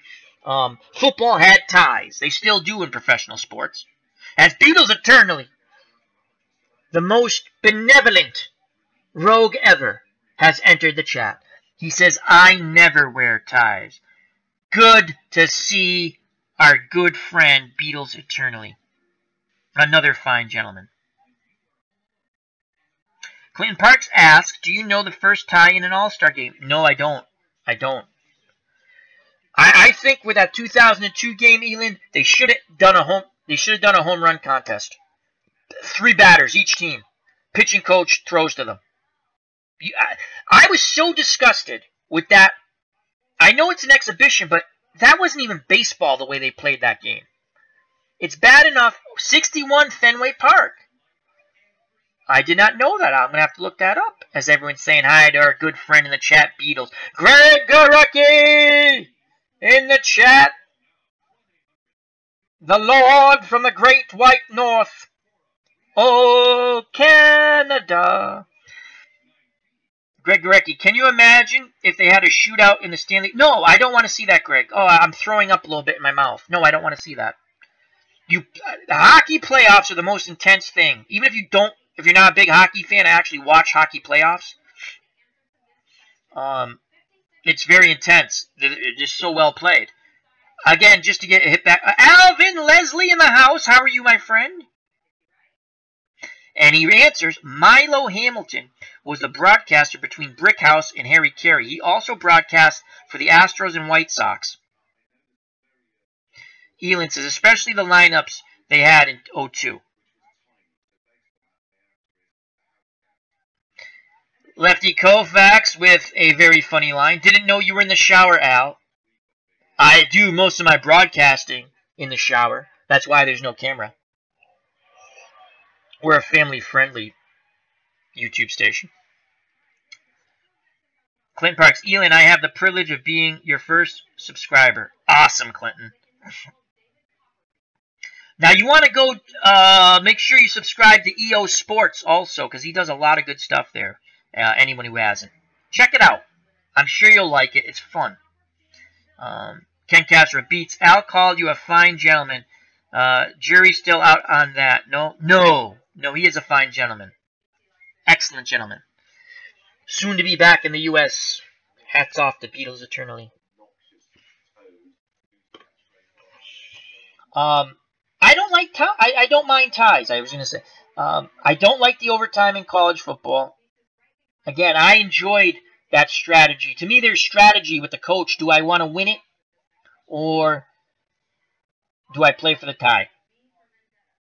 I hate the shootout in hockey. It's not exciting to me. It's not natural. I just don't like it. A tie game in hockey is a tie game. Everyone gets a point. You kissed your cousin or whatever the heck they used to call it. You know? Elin, thanks, Clinton, but the channel is called EO Sports League. It has a picture with a yellow trophy, and it says EOSN on it. Lefty Koufax, me too, Greg. I missed something there. Oh, I hate shootouts, Greg said. I do. It's not. And Greg's a big hockey fan. It's not. I don't like it. I don't have to have. In the playoffs, I want a winner. Obviously, you got to have a winner. Now, in the NFL, they changed their overtime system. Now, the way I would have done overtime for the playoffs is you play 7.5 minutes. You play it. And after 7.5 minutes, it's sudden death. Now they go, if you score a touchdown first, you win. If you kick a field goal, the other team gets a chance. Just play 7.5 minutes. After 7.5 minutes, if it's still tied, right, sudden death. Again, hate the college football playoffs. I mean, overtime. They get the ball on the 25 or the 20 each team. And there's no kickoff. I mean, can you see some exciting plays? Yeah, I watched it. It's, I don't like it. I mean, there's some excitement to it. I don't like it. I don't like it.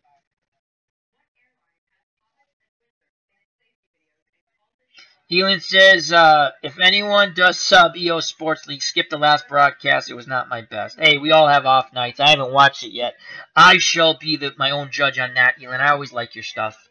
We're not always on the top of our games when we do this stuff, Elon. Greg Gorecki, my Red Wings lost. Are you 10-1? 10-1. Is that a real game or is that like a sim? Did they play with a goalie? Maybe they should have played with a goalie. He wasn't really in the net. Was it Casper the Friendly Ghost playing goal? Lefty, 10 goals against. Wow. JW Flux, yikes. Greg Gorecki, no kidding. Elon, thanks, Al. Well, absolutely, Elon. They used both goalies, Greg Gorecki said. So Casper and his cousin. Wow, 10 goals. That's like my hockey game I played between the Soviets and the Americans. And if you want to get a good laugh, watch 5 minutes of that, or 2 minutes, and watch me butcher pretty much everyone's name on the Soviet team and a few Americans, except for Tretiak. I believe I got that pronunciation correct for the Soviet goalie. Clinton Parks, I'm still figuring out how to stream. I'll get it. Finally got my mic to work. Not sure if I'm supposed to hear myself. If you're hearing yourself, you have an echo, Clinton. You don't want it. It's going to be an echo. What you want to do is have a second screen. If you need any help with that, I'll try to help you with that, Clinton. Or ID or somebody. Elon. We'll all try to help you. Yeah, you don't want the echo. The thing is just to go live. The thing is, you can go live, but keep it private, and you can just listen to it yourself. So, second screen, like I use my Kindle as a second screen. That's just what I feel comfortable doing it that way. So I do my sound checks. That's why I usually come in at 35, 40 seconds, because I'm checking my sound as I'm talking. And I use OBS. It's free. JW Flux. They should have used both goalies at the same time. Yeah, it might only been 5, right? 5-1. Cut it in half. JW Flux, mute your stream. Correct. JW's correct, Clinton. Elon retracted a message. He might have said a curse word. He didn't. I'm just kidding. He didn't say a curse word. And I think I scared poor Jay Smith away. I haven't seen him in a while. I didn't mean to do that. He had done a Harry Carey thing, and I caught on to it a few seconds after I deleted his message. And I apologize for that. Alvin Leslie says, why is Jimmy Howard still a Red Wing? I will defer that to Greg Gorecki, my hockey expert. Elon Olaf, Clinton, when I'm live, I always hear myself, but then again, I have headsets. I don't hear I hear a little bit on my second screen on my Kindle. Clinton Parks, for what I'll be doing, I shouldn't need much at this time. OBS, question, Al, question. Yes, OBS, I use it to stream games, but you can, if you're just streaming to talk, you can use Google Hangout. And on YouTube, Clinton, just type in how to stream using Google Hangout or OBS. And there's a ton of videos how to do it. That's how I learned, and it's just trial and error. As Elon says, OBS is a free recording software. Yes, it is. And it's for free. It's excellent. It's excellent. Unbelievable. It's free. The price tag. Free! Clayton Parks. Hey, what do you think of Dennis Eckersley? Oh, I love Dennis Eckersley. I love him.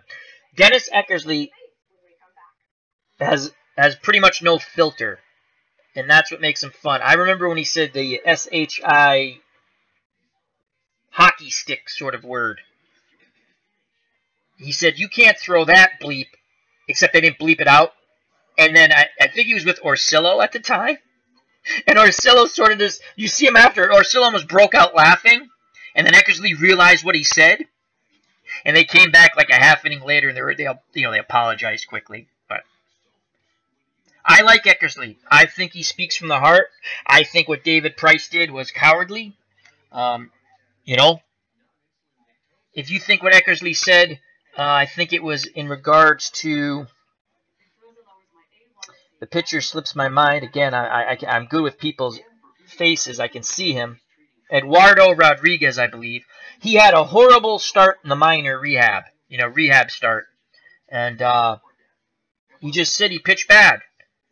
And David Price takes offense to that. I hope David Price opts out of his contract. I think it's this year or next. Just go. Go somewhere else, David. Go play somewhere else. Thank you for pitching pretty good in the playoffs. He actually pitched quite well when he got into pitch. Thank you for pitching well out of the pen. If you don't want to be in Boston, and I'm sick of hearing about the racist city of Boston, because that's a bunch of malarkey. Okay? Malarkey. It's amazing to me, people with the excuses. Go to any place, there's whatever. They keep bringing up Bill Russell in the 60s. Yeah, it was awful. I get it. It's not the 60s anymore. Not the 60s. Wow. So, yeah, I'd like to see David Price. He doesn't fit in Boston. He too thin-skinned. Yes, because, all Boston Red Sox fans are racist. That's why we all love Big Papi. Yeah, he's pretty white, isn't he? David Ortiz? Wow, he's really white. It makes me laugh. Makes me laugh. They say, oh, these people said things from the stands. Okay, kick them out of the ballgame. That's all. The Red Sox ownership makes a huge deal out of it. Kick them out of the ballgame. Expose them for being the idiots they are for saying such stupid things. But when a player says they called me something and no one around, not one person heard that. I'm not saying the player didn't hear something. You're telling me no one in that whole section heard someone say what that person said he said? And if they did, you should have said something. And point out the person and say, get out. Get this guy out of here. He doesn't belong here. It's not what we're about. But, I think Red Sox ownership are their own worst enemies when it comes to things like that. Anyway, I like Dennis Eckersley. I guess that's my whole spiel on Dennis. Lefty Koufax, I love Eck, especially the pitch to Kirk Gibson, LOL. Oh my God. Kirk Gibson's only at-bat in that World Series. Walk-off home run as he limped around the bases. Clinton Parks, greatest home run in the World Series. I'd have to say that's one of them. Bill Mazeroski, Joe Carter. Those are the three. But Mazeroski and Carter won. As Brady Appa trades, I'm reporting the video. Go ahead. Someone's always reporting me. I get flagged constantly. I have to fight with YouTube to take the flags off. Someone thumbs me down and reports me all the time. I've already talked to you at work about that. It's hilarious. Offensive. What do they use? What's the other thing? What's the word I'm looking for, Chris? Brady Appa trades. Unsuitable. I have to constantly send messages to YouTube going, what are you talking about? There's nothing bad in my videos. Mark Bellhorn. That wasn't a walk-off, though. He hit the pole. Yeah, Elin, it's someone flags me constantly. I have an idea. But then again, it could just be someone else anyway. But it's annoying. It's annoying. I don't think what I do is I think I'm nice to everyone. I have my opinions. I don't think Even what I just said about Boston, was that horrible? I didn't say anything horrible. I just stated my opinion. Boston is not a racist city. Massachusetts is not a racist state. You can say that about anything. So, Ken Castro, everyone's a victim. Absolutely. Absolutely, Ken. The PC snowflake libtards. Or just someone being an a-hole, probably. Probably, most likely. The Fisk home run, Clinton Park says. Yep. Bernie Carbo tied that game up at 6-3. Because that was a 3-run homer. Were they down 6-3? A Carbo's pinch hit home run. Yeah. A lot of big home runs in the World Series. But Gibson was just, that was something out of the natural. You know, the movie. That was like a movie script. Unbelievable. He limps up to the plate. I remember, I don't know if they said this. They probably did say it in the broadcast. I remember thinking, I turned to my friend, I go, what if he, yeah, Lefty, he did have a serious drug problem, Bernie. I believe he has beaten that since, and that's good, thank God. If you want to see, it's on YouTube, it's a documentary. I mean, I think ESPN did it, but someone posted it, and, he was a very, he had an issue. He had a bad issue, unfortunately. He had a very bad drug problem. That's why he was traded from the Red Sox. I mean, it makes sense to me, because as a kid, it made no sense when they traded him in '78. They got nothing for him. Nothing. He was their best bench player. And if he wasn't stoned all the time, he probably could have been, I mean, he would have more playing time. If you look at that '78 team, their bench is horrible. Clinton Parks, Lefty, I like your name. Doing a '78 digital diamond. When I get inside pitch, I want to do the 65 Koufax. Are you going to do the whole season, Clinton? All those Koufax starts, or just the no-hitter? His last no-hitter. Greg Gorecki says, and the umpire took the series away from them. Oh, you must be talking about the Armbruster interference. Fisk should have, if you're talking about that, I still think Fisk should have made that throw. I've watched that over and over again. Fisk should have still, yeah, he interfered with him. He should have still made that throw. Clinton Parks, I just saw it on MLB Network, the whole season, of course, on the 65 Koufax. Cool. Chris from Brady Appa Trades, check out that channel, Brady Appa Trades. 88 Eck gave up 5 home runs all year. And Greg Gorecki says, yes, the Armbruster play. I mean, Greg, I still think Fisk should have made that throw. He had plenty of time. Again, there's definitely interference, in my opinion. But Lefty Koufax is excellent, Clinton. As Clinton Parks is going to be doing a Koufax 1965 replay using Inside the Park when he gets inside the pitch. I'm sorry, inside pitch when he gets it. Elon says Inside Pitch is a great game, Clinton.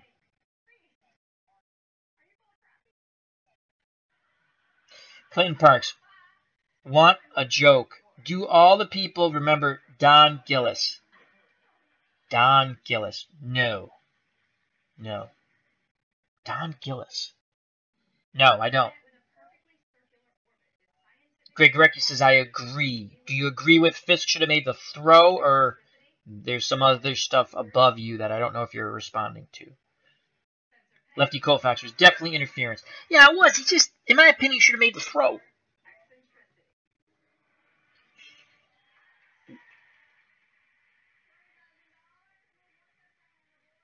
Game 6, 91, Kirby Puckett.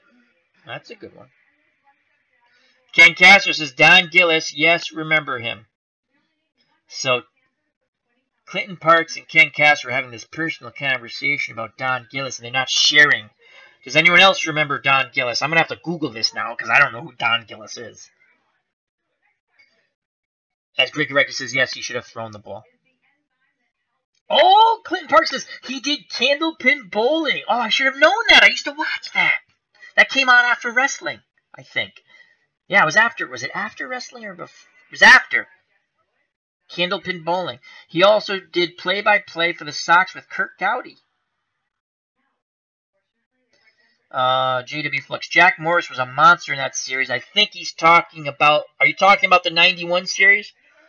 Ken Castro says Candlepin Bowling. Or Candlepin, yes. Which is odd because that's a New England thing, right? No one else around the country knows what the heck Candlepin Bowling is. Because that's small ball. Am I correct or am I getting that wrong? Because Candlepin's the where it's like the bocce ball you're rolling. Ooh, Brady Apple Trade says HBO is going to do a special on Andre the Giant.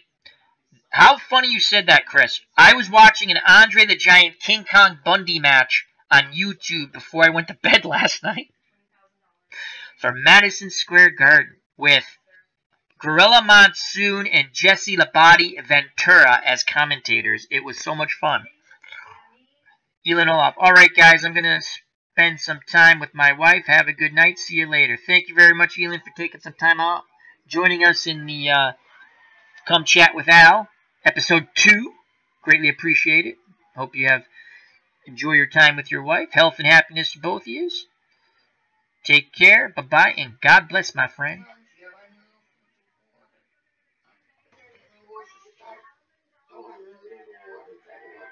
I shall be back in a moment.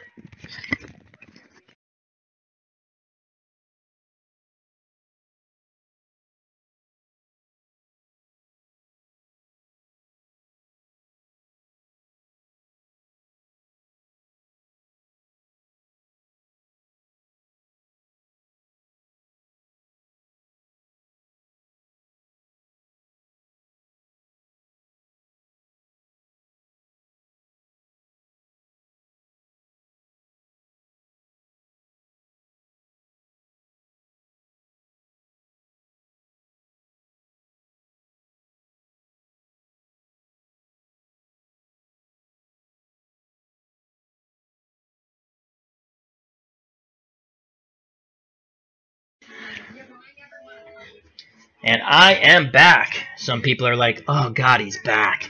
Thank you for your patience. I had to take care of a situation. Appreciate that. What did I miss? Benny Hill. Oh, my God. I love Benny Hill. Benny Hill was the best. Benny Hill got me out of watching Lawrence Welk because my grandfather liked Benny Hill more. So thank you, Benny Hill. God rest your soul. One of the funniest men ever. It's the Benny Hill Show. Love Benny Hill.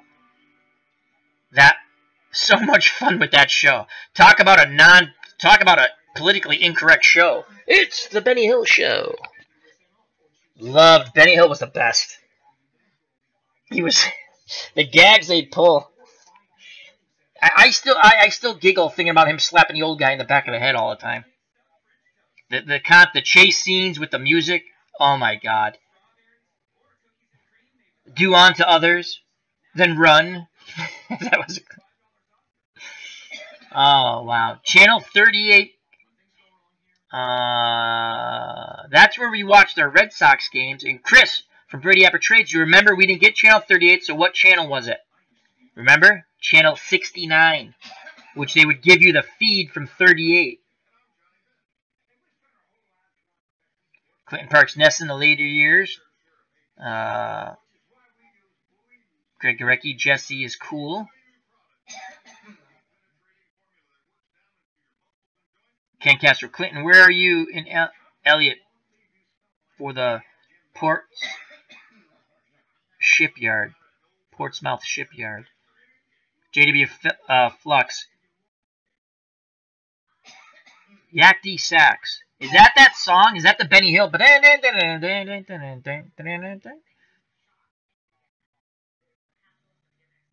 Gorecki. David Allen at large. Lefty Koufax. Benny Hill. Good taste, Al.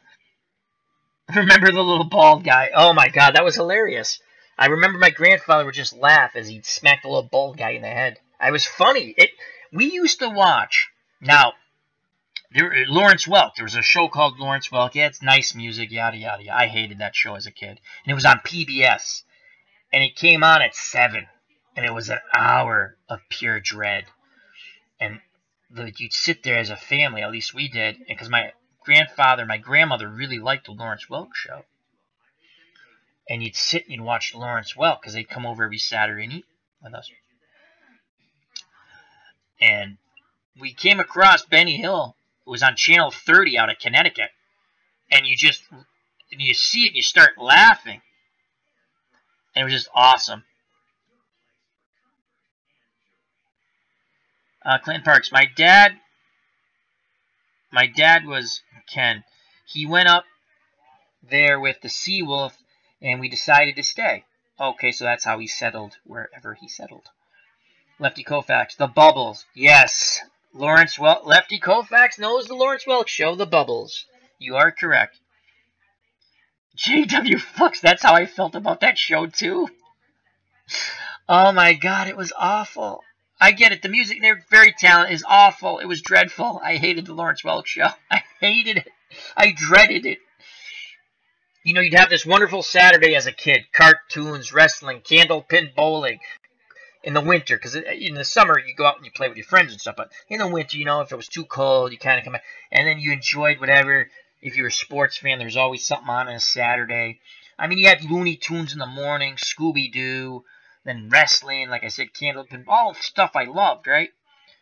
And you get to 7, I would start dreading it. I'm like, oh my God, I got to watch the Lawrence Welk Show for an hour. You had to sit and watch it. You couldn't just say, I want to do something else. Everyone would get mad. Clinton Parks. Lawrence Welk was on Saturday night ABC show in the 60s. Yep. But when we watched it, it was on PBS. But you're right. It was an extremely popular show. I hated it. Ruined moments of my childhood. Ken Castro, again, talking to Clinton regarding, I want to say, an area of Maine, maybe? One of my favorite areas, he says. Ken Castro, love my Lexi, Clinton. Do you know that joint? Clinton Parks. Friday after Thanksgiving, ABC did the cartoon schedule and then some great rivalry football games. You are correct! Oh my God! That was a big thing for me. What cartoons were coming up in the fall? The fall cartoon preview. Oh my God, such wonderful memories. They don't do stuff like that anymore. They don't even have cartoons on Saturday. Unless you go to Cartoon Network, and they took all the funny ones off. There's no Ed, and Eddie anymore, you know. There's no Looney Tunes. Chris from Brady Apple Trades. Lawrence Welk talk is why this will get flagged. It's true.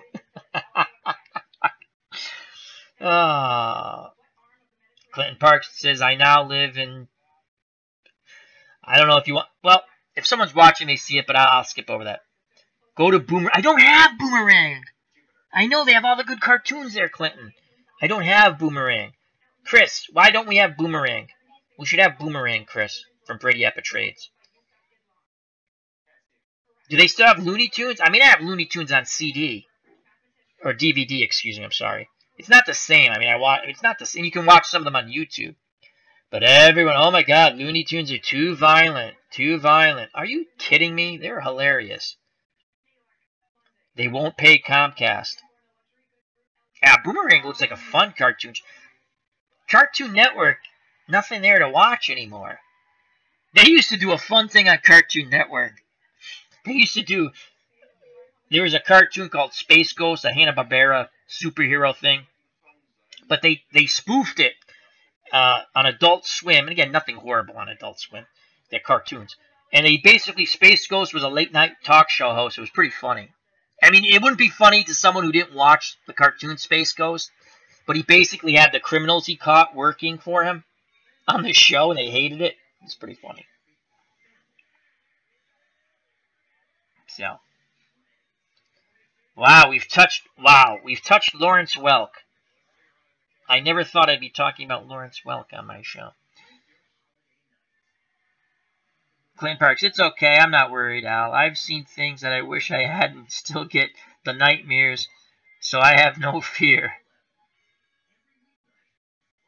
Brady Apple Trades says, I was in Westbrook. I think he spelled it wrong. There's 2 R's. Maybe it's spelled right. I don't know. A few weeks ago. Oh, and there he is, popping back in the chat from the depths. The Great White Shark, the Cubs, the Bears. I was stuck watching Lawrence Welk on Saturday night with only one TV in the house. Tough to have fantasies as a kid watching The Lemon Sisters. I'm sorry, the Lennon Sisters. Oh, God. I got to get the Google Hangout thing up. It's gonna be so, this is fun, but it's going to be so much better when we do the Google Hangout. I'm going to have Beatles as my music guy. The Cubs, the Bears as a co-host, along with Chris. And anyone else who wants to join in. As Ken Castro says, the great lurker regarding the Cubs, the Bears. But in a good way. In a good way. Not like in the Matt Lauer way. You know what I'm saying? Clinton Parks, that's all we had as a kid. The Lennon Sisters. That's a bit risque, don't you think? I'm out of coffee. I'm out of coffee, folks. What are we gonna do? Ken Castro, always in a good way, Al. Oh, God. That's too funny. Benny Hill, Lawrence Welk.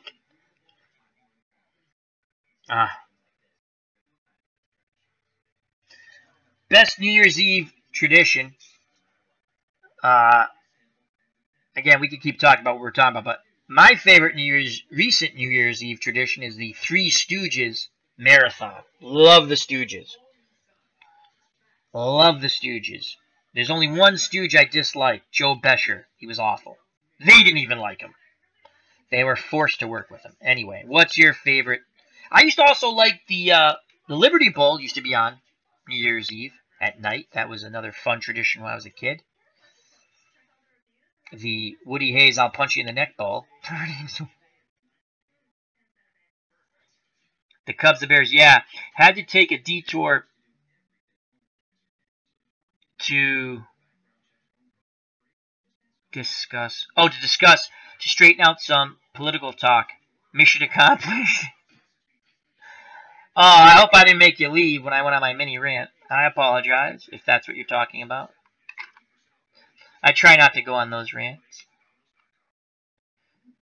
Lefty Koufax, love the Stooges too. Disorder in the Court. That is one of the best ones. With the hammer, and he's trying to hit the parakeet, and they knock out everyone on the jury. Bing, when Curly. Lift up your right hand. Remember the gag in that one, Lefty? Lift up your right hand, and he had the derby. Take off your hat. Lift up your right hand. Take off your hat. That was great. Love the Stooges. Clinton Parks, New Year's Eve tradition that he likes. Orange Bowl Parade. That's a fun one. I like the Rose Bowl Parade.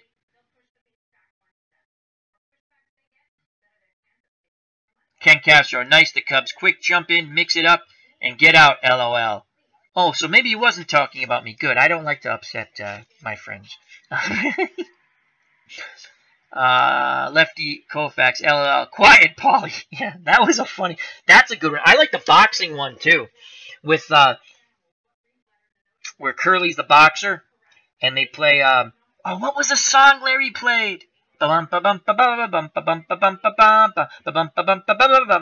goes the weasel. Pop goes the weasel. And he plays it on the violin.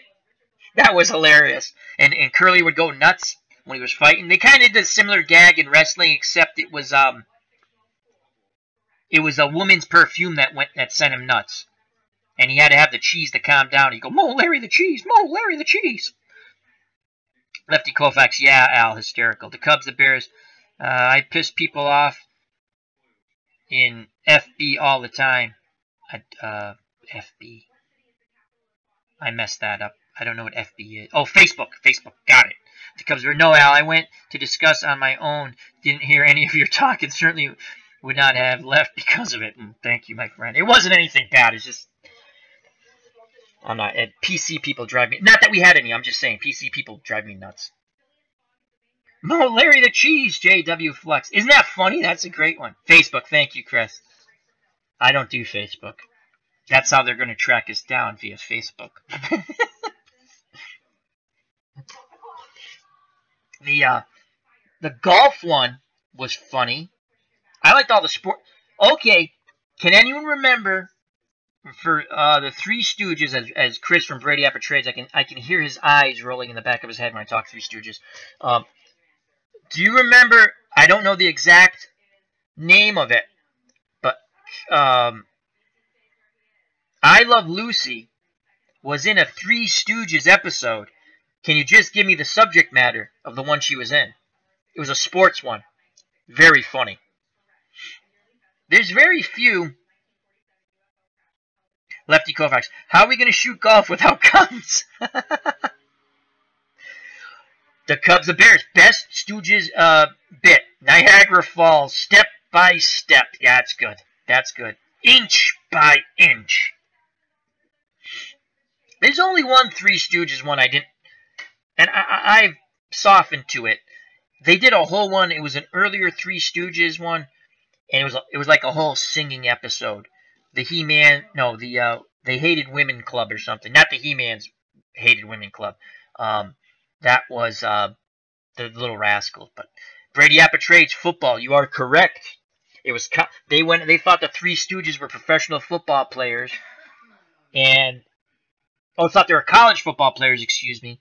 And this professional, the gangsters hired Little Pigskins. Very good. Did you look that up, Chris? Did you look that up? You're right. And Lucille Ball is in that, and she was quite a looker in the day. Clinton Parks, Honey Bunny is Twilight Zone Marathon.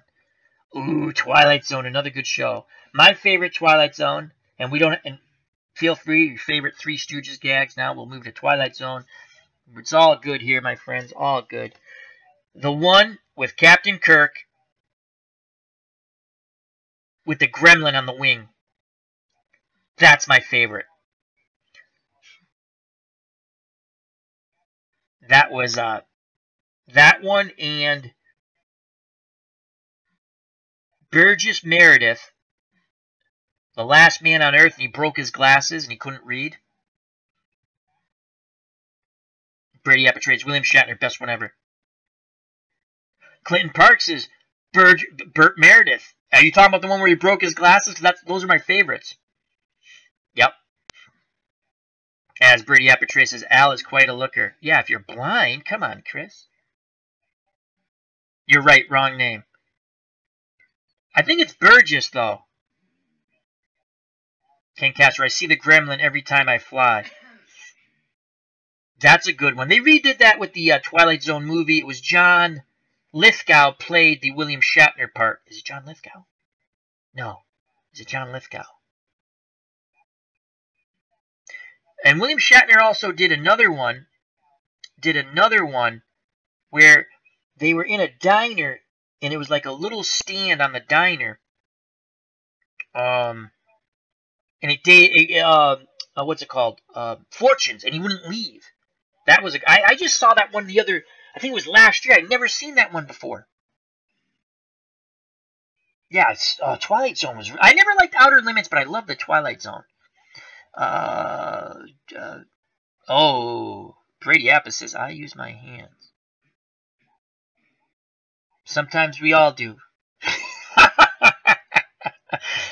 We're definitely flagged now.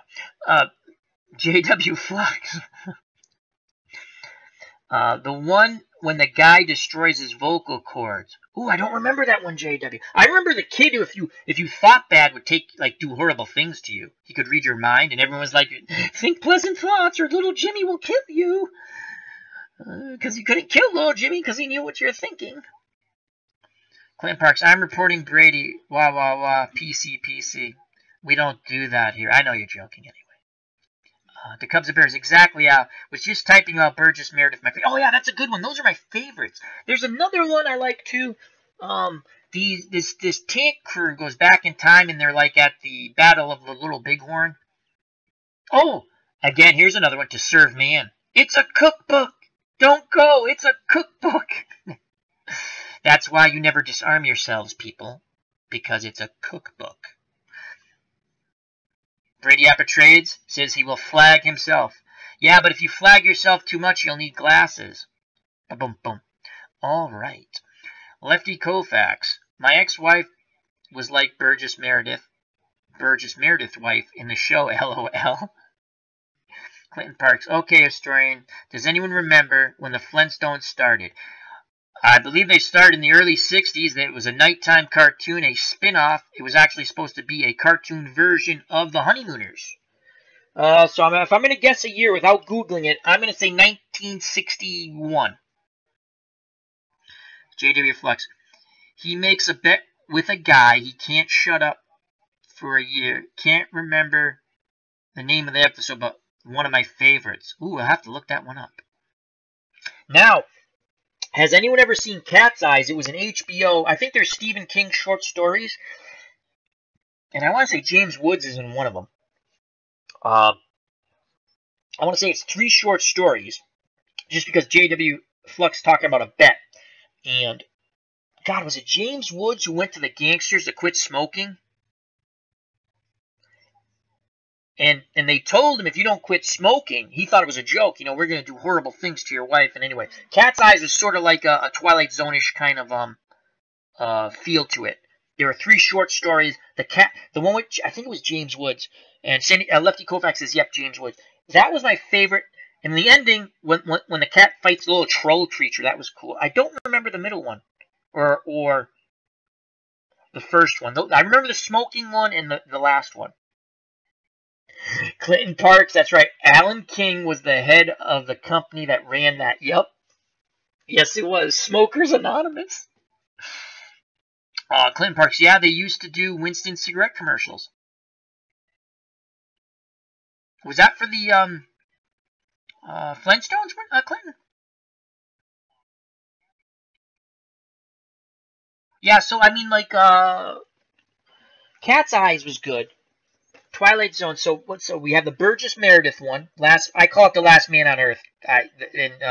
You know, you can tell me what the real thing is. He breaks his glasses and can't see, and all he wanted to do was read, because he was in the when everyone died or the bomb went off, whatever we want to say. He was in the vault. He worked at a bank or so. He worked somewhere where there was a vault, and he would go in there to read. Clinton Parks. We have the DVD of a lot of the old commercials. Oh, that's cool.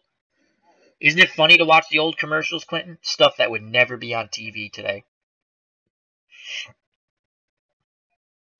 So what we have? We have the Burgess Meredith one, the William Shatner with the Gremlin. I also like the William Shatner with the fortune teller box, and it's a cookbook. If you haven't seen that one, where these aliens come down and they make everything hunky-dory and there's no more famine or disease and everyone eats well. Everyone eats well, and they disarm all the countries because there's no more war. And we never want war anyway, but, you know, and even as a kid, I'm watching this going, I wouldn't trust these guys. I would. And the guy gets on, the story starts off where he's on the ship going to their planet because he's now become food, and he's telling the story to serve man. Yes, Lefty Koufax, to serve man, that's it. That's it. And the guy yells out, don't go on there, it's a cookbook. Yeah, that's why you never disarm yourselves. You don't want to get eaten by aliens. J.W. Flux, I think that's the same one I was talking about. The kid that can wish. Oh, could he read your mind? Was that the kid, like, if you didn't have happy thoughts, he would get really mad? I think in that one he took someone's mouth away. That creeped me out. That creeped me out when he did that. Twilight Zone had some. I'm sure I'm missing some other ones. Vic Tayback was in one I liked too, but I can't really remember it now. Clinton Parks, for you baseball guys, I keep a 1992 baseball encyclopedia besides me. And Clinton has mentioned that in my baseball broadcast. And a player registers for antidotes. While watching you guys, I live for history. Thank you. The Cubs, the Bears. Billy Mummy was the kid. He was the kid who you had to think happy thoughts. That one always freaked me out. The Cubs, the Bears. He wished them to the cornfield. Lost in Space. J.W. Flux. Is he the kid? Danger, Will Robinson. Danger.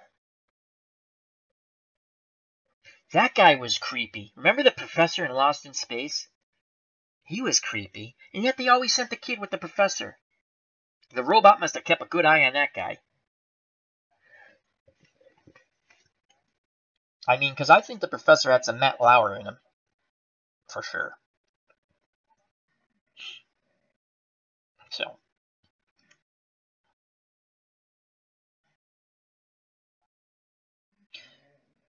You know, the Three Stooges never did a baseball one. Do you ever remember Dr. Zachary Smith, J.W. Flex says? He was such a weasel, that guy.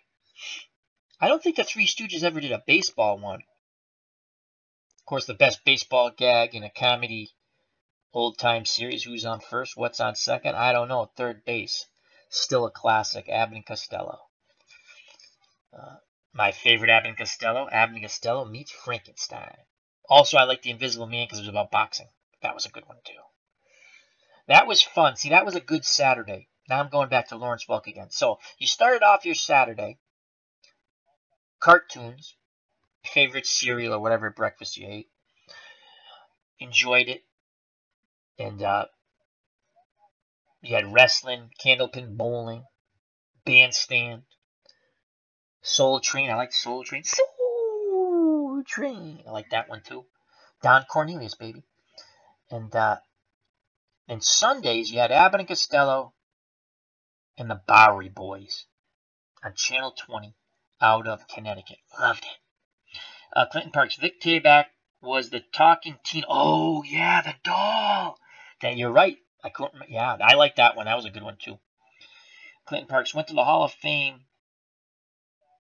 The Who's on First Room was very disappointing. Oh, that stinks. They should have had a good. That is like so important to baseball.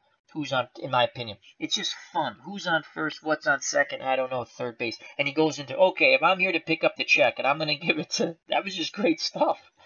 Lefty Koufax, great times out. Oh, they were. They were. I search YouTube now. I mean, I have some of the Abbott and Costello stuff anyway. Oh, yeah. Then baseball on Saturday afternoons in the spring and summer. I want to say the game of the week was on NBC. And that's when I actually watched a lot of Mets games, because we used to get a lot of Mets games because they would give you, it usually wasn't the Red Sox. They were either, unless it was an afternoon game, then you got the Red Sox. But I remember just seeing a lot of Mets games on Saturday because you'd get the team closest to you, and it was just Mets, and they weren't good. But that's where Lee Mazzilli and who else did they have? Kingman might have been on some of those 80s teams early. The Baseball Bunch, yes, loved it. This Week in Baseball with Mel Allen. I still watch the replays on YouTube. Bum, bum, bum, bum, ba ba bum bum ba ba bum ba ba bum. Love the Baseball Bunch in This Week in Baseball. Clinton Park, Shirley Temple Theater on WCSH in Maine. I don't know, it was all fun stuff. I loved it. And Broke Black Man 94 has insomnia, and he is back. So everyone say hello to Broke Black Man 94. Good to have you back, my friend. Where we go all night, or until Al's caffeine runs out. Clinton Parks got lucky, met Joe Garagiola. I know. Why can't I pronounce his name? I can always Joe Garagiola, which I just butchered, at Veterans Stadium. Philly, doing Saturday games in 1985. He used to do the dog show, too. That was great, for Madison Square Garden. You missed Marvelous Marv Throneberry. I like Marv Throneberry because I believe he was on the Mets team that stunk, and I played them out of the ballpark, and they actually beat the Yankees in a series. I did best against worst. Those are some long sim games. I managed my buttocks off to win that series. Broke Black Man 94, Insomnia, LOL. You can say that? Sure, I can say that. That one I can say. I can't say Joe Garagiola. I've probably that was the closest to his last name. Twib started in 1977, I believe, Lefty Koufax. You can find a ton of them. I watch them sometimes when I'm playing baseball, if I'm not streaming it live, I'll be playing my game, and then I'll have it up on YouTube and just listening to it in the background. It's so much fun. So much fun. And what made This Week in Baseball great was we didn't have, in the area where I lived, there was no cable TV until the early 80s because they had to negotiate with the local municipality. In Massachusetts, the cable company had to negotiate the contracts, and they still do, with each municipality. They don't negotiate with the state. And the city I lived in, the mayor was holding out for the best deal, and he actually did get a tremendous deal. I mean, obviously it ran out. We basically had cable for nothing because they wanted to get in so bad. So This Week in Baseball, I got to see all these players that I only read about in the paper. You get to see them all. It was awesome. I loved This Week, and they put it to music. It was great, and Mel Allen was absolutely outstanding. I loved it. Clinton Parks. And if you do a Red Sox retro for the 1964-65, don't forget Dr. Strangelove, which Dr. Strangelove was an excellent movie. We talked a little bit about that on the first Come Chat with Al. Home Run Derby. I saw some of those, Lefty Koufax, on Classic Sports Network, ESPN Classic Sports Network, though it was just called Classic Sports Network before ESPN bought them. Those were interesting when they go home run, fly ball. It was very bland, but it was interesting to watch. Clinton Parks, I enjoyed This Week in Baseball, and I missed the SN baseball guides. What's SN? I'm missing that, Clinton. It's probably something's going to jump right out at me as soon as you say it. JW Flex, This Week in Baseball was awesome intro. Oh my God, they had two. They had the game show intro, which was the first one, and then they had a second one. They were both great. And again, sometimes, like I said, sometimes when I'm just playing my baseball game, there's two things I'll do. If I'm not streaming, I like to just listen to old This Week in Baseballs, or sometimes I just let the theme run over and over again. Sporting news. Got it. Thank you, Chris from Brady Appa Trades. Clinton Parks. It's why I enjoy MLB Network. Love the highlight shows. Yeah, they're good, but they're not like This Week in Baseball. Plus, I'm nostalgic. It's when I was a kid. Everything was better when I was a kid, it seems. Except the Patriots. The Patriots are and the Red Sox. They're better now. Clinton Parks. Dick Stewart, great home run hitter, but you need life insurance if you're behind him at first base. Clinton says thanks to Brady Appa Trades for sporting news. Lefty Koufax grew up reading the sporting news. What was the there was a paper that tried to be all sports for a while.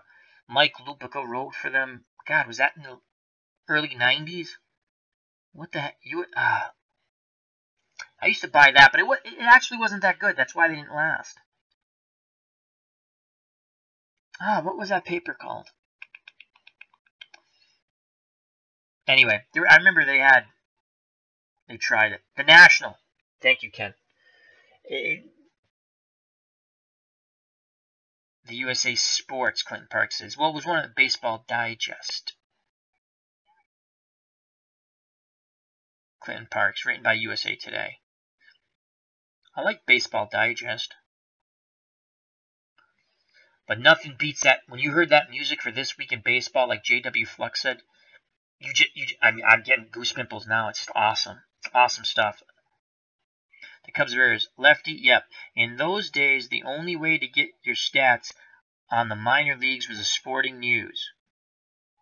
Yeah, we're kind of spoiled now. I mean, it's cool. You can get Chris from Brady Appa Trades and we're at work sometimes, and you can just jump online. We look up do you remember that trade? And we look it up to see if we remembered it correctly or who's that guy. Chris is very knowledgeable about minor leaguers. I'm not so much, and he'll show me the stats and stuff like that. It's so easy now. Where before, it's different. As Lefty Koufax says, yep, the Bears. So, all right, let's move on to Caddyshack. One of the topics I'd like to touch. And they had all the box scores too. Cool. Clinton Parks, love it back then. Had a team page for every team and had box scores for every game. That's awesome. So that was like baseballreference.com before baseballreference.com. All right. Caddyshack. Caddyshack. Caddyshack. Favorite moments in Caddyshack. Favorite quotes. Favorite lines. Favorite anything. Or maybe you don't like Caddyshack, in which case, wow. If you don't like Caddyshack, something's wrong with you. Also, Kingpin. Does everyone remember Kingpin with Woody Harrelson? Munson, I think was his name. He was the bowler he had lost a hand when he was trying to hustle someone. And Randy Quaid was the Amish guy. Earl from Tabletop Baseball touched on that a little bit. I was like, oh my god, I said I gotta talk about that the next time I do the. Kingpin was. I forgot how funny a movie that was.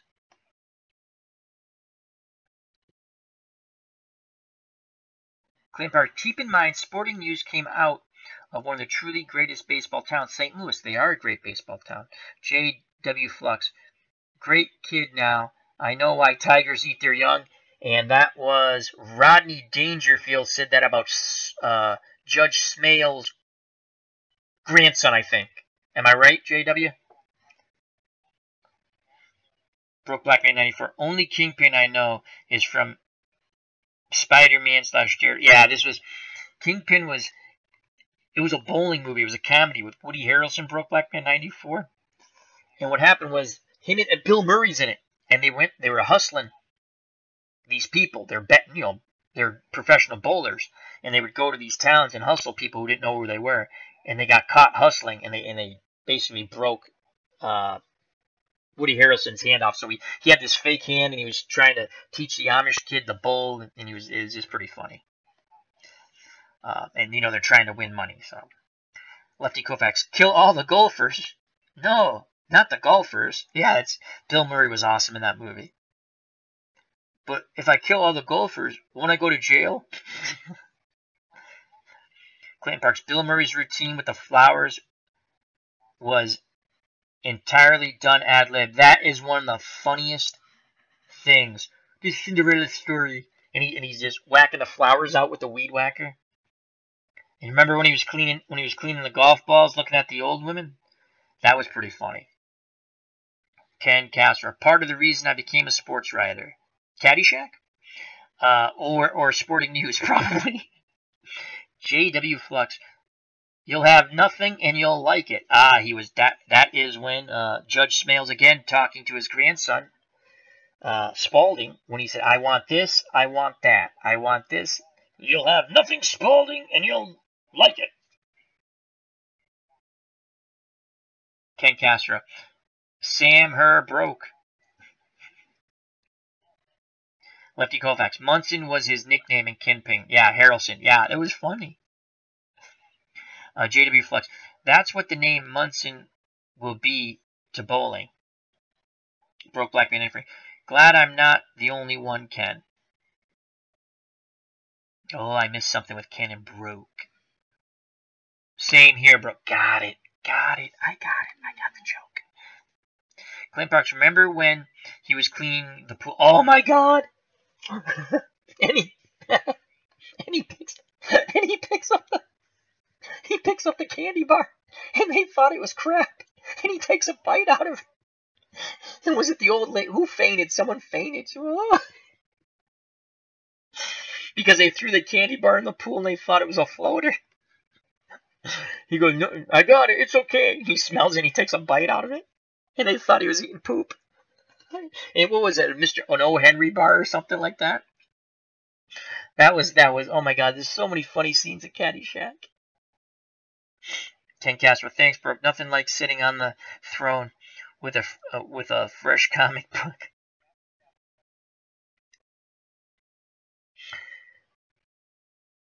JW Flux, Baby Ruth. Thank you very much, my friend. That is hilarious. That is, I think someone faints, I think it was the old woman. Could have been Smale's wife, because they ran that club or something. Oh, the cute girl name in Cat. That's a good one. Lefty Koufax says, what was the cute girl's name in Caddyshack? She was a bit promiscuous, a bit touchy-feely.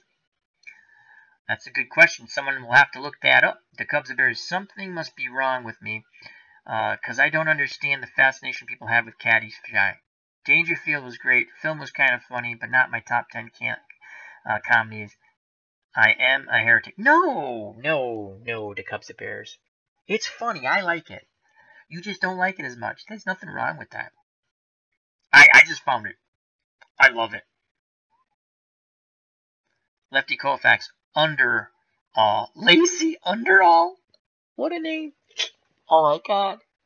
She was such a friendly girl, we'll say. Friendly.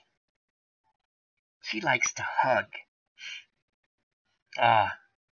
As Lefty Koufax says, thanks to JW. Yes, thank you, JW. Hey, who's going to give us our Ohio State update? What did they do? Clinton Parks, I like Tin Cup better. Tin Cup was good. Tin Cup was good. Was good. Cheech Marin. Don Johnson. And Kevin Costner. And Rene Russo. Good movie. Good movie. Not as funny, but good movie. Probably a better overall movie if you're looking at the whole movie aspect of it. As our Ohio State update, JW Flux says, Ohio State trying to blow it. Well, I hope they pull it out for you, my friend. I'm not a big Ohio State fan, but for you, JW, an ID gesture, I hope they win. Ken Castor, the Cubs. I'll go one farther. I don't watch movies at all. Yes, Ken. Ken is not a movie watcher. It's okay, Ken. We still love you. It's all good here. Birdie Epic Trades. Tip Cup top 5 movies. I think he means Tin Cup. Chris, have you been drinking? The Cubs, the Bears. Ken, you gotta watch movies. Gotta. Yes, you do. You do. Clinton Parks, 24-21, 11:35, fourth quarter. OSU's up on Wisconsin. JW Flux, 24-21. OSU up 12 minutes left. Clinton Parks, for the rest of you, Clemson 38-3. Thank you with the football update. No need to go anywhere. We have it all covered here on the Come Chat with Al show with friends of the channel. Put the game on. Stay in chat. Favorite beverage, snack, wonderful chair, wonderful company. Ken Castro, it's the love I seek out. Well, you come to the right place. We are givers of love in a very friendly way. So many jokes to go with Matt Lauer now, but I won't go there. I promise. Just everyone be glad you don't have a butt like Katie Couric, because Matt might give you a little squeeze. Alrighty, demonetized on that one. Clinton Parks, huge movie buff here, and certain TV shows. Clinton.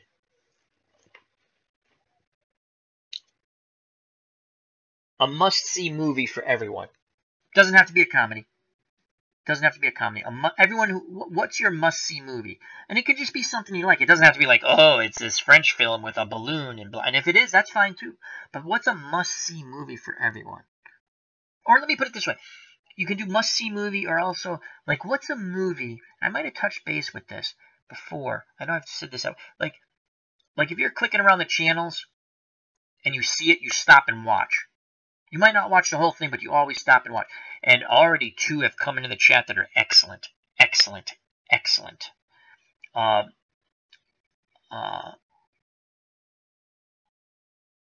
Park says, I also follow the Premier League. I love the Premier League. I believe Liverpool, they were up 3-1. I hope they won today. I watched some of that, but I shut it off when they went up 3-1. Ken Castro, remember Matt when he started in he says he remembers Matt when he started in Providence, had no problem. Clinton Parks, Casino, excellent movie. The Cubs, the Bears, Fargo with exclamation points, great movie. Clinton Parks, The Godfather, absolutely wonderful. Clinton Parks, Hacksaw Ridge. That's not the Hacksaw Ridge. Is that the Clint Eastwood movie? The Grenada? Lefty Koufax. Good flick, The Cubs, the Bears. Oh, Fargo's great. But it's my deal. It's my deal. JW Flux, The Thing. JW, you hit one of my most favorite movies. I have all three of them. I have The Thing from the early 50s. I think it's 1950 or 51 with James Arness playing the monster. Marshall Matt Dillon. Great movie. Lots of gags in there. I'm going to touch on that. The Thing with Kurt Russell, with at the end, Kurt Russell has to stick a dynamite in it. He looks at the monster and goes, yeah, go F yourself. Or goes F you and he throws the dynamite at it. And The Thing, JW, have you seen the prequel, which is excellent? They made that in 2010. All great movies, The Thing. Love them all. Clinton Parks, The Cotton Club with Richard Gere and Gregory Hines, I believe. Clinton Parks, Liverpool, I think he's answering. They won 5-1. Thank you, Clinton. Broke Black Man, 94. Sweeney Todd, Demon Barber of Fleet Street. That's with Johnny Depp. Another Johnny Depp movie I like is Sleepy Hollow.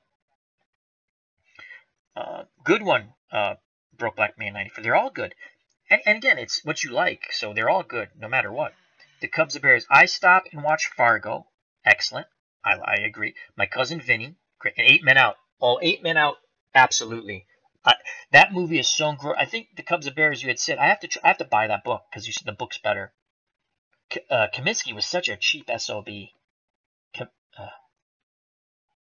Or Comiskey. Clinton Parks playing HBO right now. Brady Apple Trades. Good Will Hunting. Great movie. JW Flex. Clint Eastwood was Heartbreak Ridge. Thank you. So I've not seen the one. Clinton, who was in Hacksaw Ridge? I don't think I've ever seen that. Mel Gibson was Hacksaw Ridge. I don't remember that.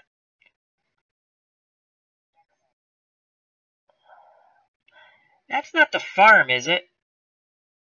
No, that can't be the one he did. I don't even think he was in that one.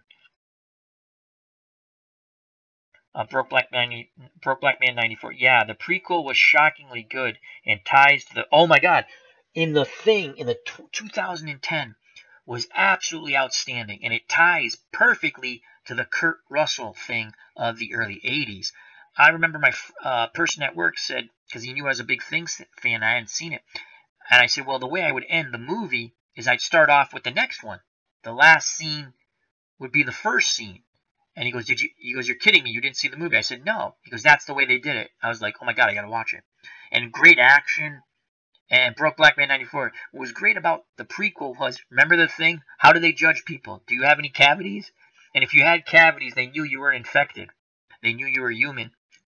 And the great line in the movie, the guy goes, so you're going to make me stand over there with the rest of the people and point guns at me because I have perfect teeth? And the guy looks at him and goes, yeah. That was great. And Broke Black Man 94 because you're a big Game of Thrones fan, right? Do you remember Tormund's in it? He's in it at the end. He's in it, and then he comes back at the end. He's with the helicopter when they chase the dog. Broke Black Man 94. Sleepy Hollow. I saw like the first 2 seasons. No, this is the movie though. This is the movie. And I agreed. I did the same thing. I lost interest after that. Ken Castro, Slapshot. Look at Ken. See that? Ken says he doesn't like movies. He brings up one of the best movies of all time. Slapshot is absolutely unbelievably fun.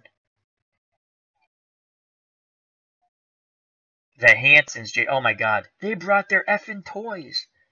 Well, at least they're not playing with themselves. They're too stupid to play with themselves. Great. Paul Newman's awesome. That whole feel, the soundtrack, the music from the 70s, the hockey, the minor league hockey aspect to it, just awesome stuff. Clinton Parks, Sam Worthington, Hugo Weaving, Vince Vaughn. Is that the Hacksaw Ridge? Yeah, I'm pretty sure. I'm going to have to look that up. I have not seen that. Hacksaw Ridge is Andrew Garfield, who won't fire a gun. Oh. Thanks, Chris. I'm mixed up here, but Chris already knows that. Broke Black Man.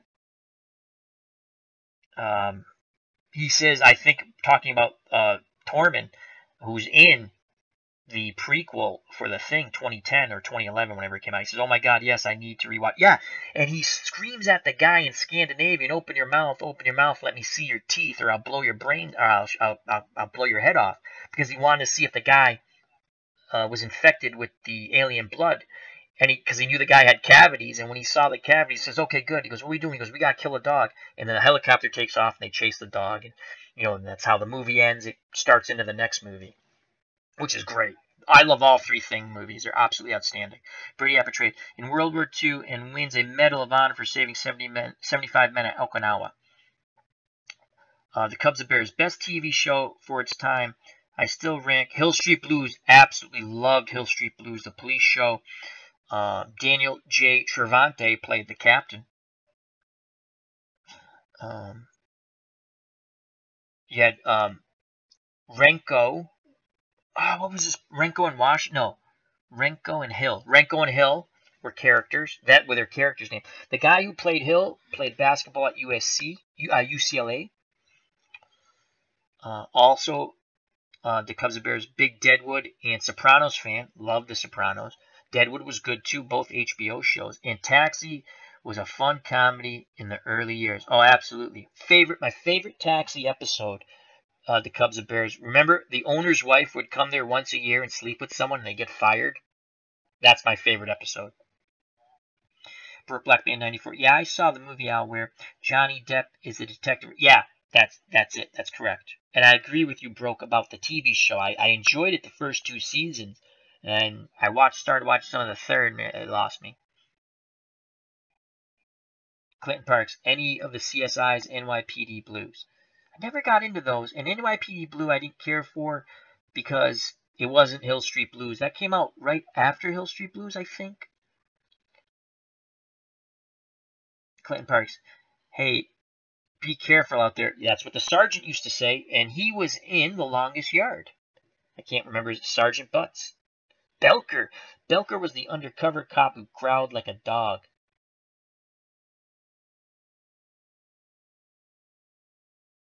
For Hill Street. Oh, good stuff here. So we had some good movies there. Michael Conrad. Was he the sergeant? The guy who was in also in The Longest Yard, the original? Yeah, those are fun. Those are all good movies and TV shows. Seinfeld. Always loved Seinfeld. There's not many shows now that you sit there and go, I want to be home to watch it. NYPD Blue, Dennis Franz. He was on both shows, Clinton Parks. He was on Hill Street Blues at the end, I believe. Because Hill Street Blues was Chicago, I think. We talked about this one time after one of my streams. Because we talked about the White Shadow and stuff, which that's an old, no one's going to remember. I mean, I know the Cubs and Bears will remember it. Probably Clinton will. The White Shadow, where the guy, Ken Howard, was coaching the high school he was supposed to be a basketball player, hurt his knee playing for the Chicago Bulls, and he went to go coach basketball. I think it was in LA somewhere, I think. Clinton Park says, let me date myself again. Untouchables, Dragnet, and Batman. Are you talking the TV series? Joe Friday, Dragnet. There's nothing better than the Batman TV series. Pow, wham, boom. Broke Blackman 94. I need to be home for Supernatural, Gotham, and Doctor Who. Cool. I like to, for me now, it's Game of Thrones. Walking Dead, I usually don't even watch on that Sunday. I watch it Monday morning or Monday. I still haven't watched last week's episode, Broke. I gotta watch it because the new one's coming on tomorrow. The writing's got to get better on that show, Broke. Blackman 94. And I love The Walking Dead, but it's got to get better, the writing. Ken Castro, I watched The White Shadow. Oh, I used to love The White Shadow. Loved it. And they showed the reruns again on Classic Sports Network for a while. It was a good show. I don't even think they'd put a show like that on anymore. I don't know. Maybe they think it's not. The show touched a lot of subjects. They had a lot of good subject matter on that. It wasn't just this high school kids playing basketball. They touched a lot of things. It's a good show. Solid show. Clinton Parks. Would love to get all the shows for DR, but I found out is 50 years old. For DR. JW Flux, The Munsters. I love The Munsters. Herman Munster was George Wynn, who was on Car... Was it George Wynn? Car 54, Where Are You? With Grandpa Munster. That's kind of funny. They were both on the same show, and they went to work on The Munsters. The Cubs, the Bears. My favorite taxi bit was Reverend Jim taking the driver's test. What does the yellow light mean? Slow down? What does the yellow light mean? Slow down. What does the... Yeah, that's a great bit. I forgot about that. Taxis. I used to like Barney Miller, too. Clinton Parks. Like Game of Thrones, tried Black Orphan and Outlander. Clinton, did you like last season's episodes of Game of Thrones? Brady Apple Trades. Rest in peace, Ken Howard. Yes. Broke Black Man 94. Because of YouTube spoilers, Game of Thrones wasn't good for me. I stopped watching people's Game of Thrones videos. Yeah, spoilers never bother me, but I can see where it does. If you want to enjoy it, you have to stay away from YouTube channels because there's a ton of spoilers on that stuff. The Cubs and Bears. If only The White Shadow was a movie, Ken might watch it and buy popcorn. It's true. DR Doctor. Okay, let me go back up. Oh, okay. Thank you, Mr. Parks. He says, oh, hell yes. Clinton Parks. Ken Howard was Thomas Jefferson in 1776. He started on Broadway.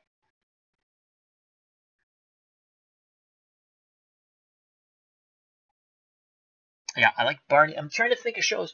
So Seinfeld was one of those shows I always wanted to be home to watch, except the first season, which was... I never remembered the first season of Seinfeld. And then, they're showing the reruns. I kept thinking to myself, God, I don't remember the first season, really. And then they put it on, and you sit, in syndication, and you're watching it, and it's because it's god-awful. The first season of Seinfeld stinks. And Larry David and Jerry Seinfeld were in an interview, and they're talking about it. It might have just been Larry David, but I think Seinfeld had said it too before. He goes, if it was now, they would have canceled our show halfway through.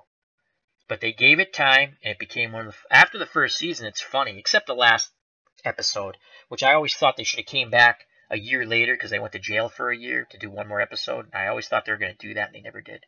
So, but so many funny things on Seinfeld. Unbelievable. Huge Seinfeld fan. Ken Castro about if The White Shadow was a movie. Ken laughing, ha ha ha, the Cubs, the Bears. Clinton Parks saw the play in 1970. He's talking about Thomas Jefferson, where Ken Howard got his start. Ken Castro at the Cubs. I'm a cord cutter. The only entertainment I need is Al's channel. God bless you, Ken. From your mouth to everyone on YouTube's ears. Clinton Parks. Watching Vikings now. Good show. That's a History Channel show. If you like Vikings, Clinton, check out Phil the Issues guy. He does Vikings reviews. They're awesome. You can call in and stuff. Him and Joe Dirty Locks. Yeah, it's a good show. I don't watch that all the time, but I do enjoy it. I like how they take the historical aspect of it with real characters, and they kind of just fill in stuff because you don't know maybe what they're really thinking. I mean, they die when they're supposed to die, so that part's real. Now I have to watch Tudors, going to watch The Templars starting next week, the Cubs and Bears. Ken, Al's channel, and Soccer Blast, right? And Ken says, yes, the Cubs. Yeah, Seinfeld, and now it's Game of Thrones. I watched The Walking Dead. I'm trying to think. I mean, again, I like Netflix too. Yeah, I don't know how many of you guys are Netflix fans. I like Stranger Things. It's very nostalgic for me. Lots of fun. So,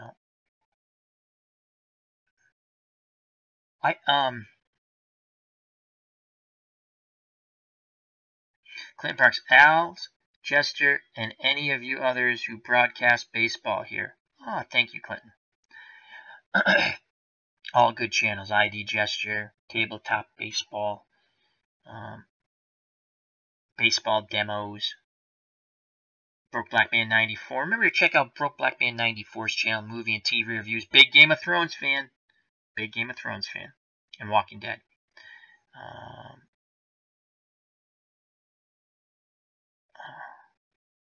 Broke Black Man 94 says, I want too much. I think he means I watched too much shows. Clinton Parks, though Al's football games are worth arfing. Do you mean barfing? Oh no, I made Clinton Parks barf watching a football game. Broke Black Man 94. The nostalgia in Stranger Things goes over my head, but I still love it. Are worth arguing over. Got it. Clinton Parks says. It's very nostalgic. I compare Stranger Things broke to Goonies meets sort of like X-Files meets Aliens in the Thing. And it's just a lot of fun for me. JW Flux. Might watch this Western they're advertising for Netflix. Can't remember the name. Clinton Parks. Next line. I missed something there. Next line. Broke Black Man. Watch Indeed. Modern movies. I didn't mind watching Assassin's Creed. Well, that's based on the video game. I've never seen it. Has anyone seen, I think it's on Stars. It's a pirate. Black Sails. I've always wanted to watch that, and I never have. It looks cool. And a show that just popped in my head when I said Black Sails is HBO had a show called Rome. It was only 2 seasons, but I thought it was well done. The first 2 episodes are kind of tough. It's more of a binge watch because a lot of setup in the first 2 episodes. Again, sort of like Vikings where they're taking historical characters. I mean, they added 2 fictional soldiers, but then they're surrounded by all kinds of history.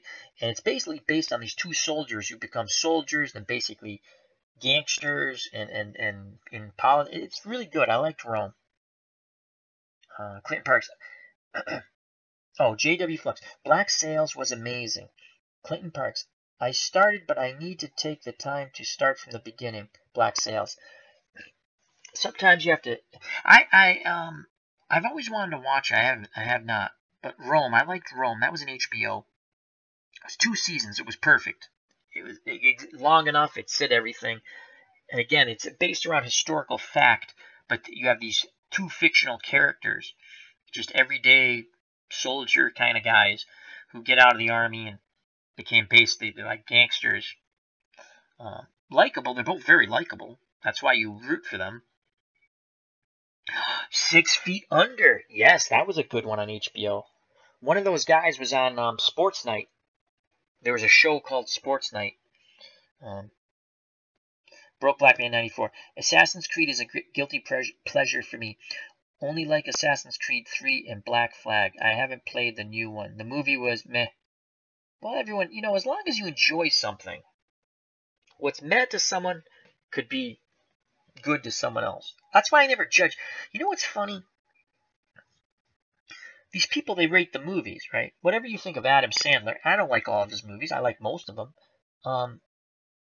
They make you laugh. And that's what they're supposed to do. Now, it's not for everyone. He doesn't make everyone laugh. And they're trying to rate this, again, say what's one of them? Is it Grown Ups? Or I can't think of one of the ones where it's with him, Chris Rock.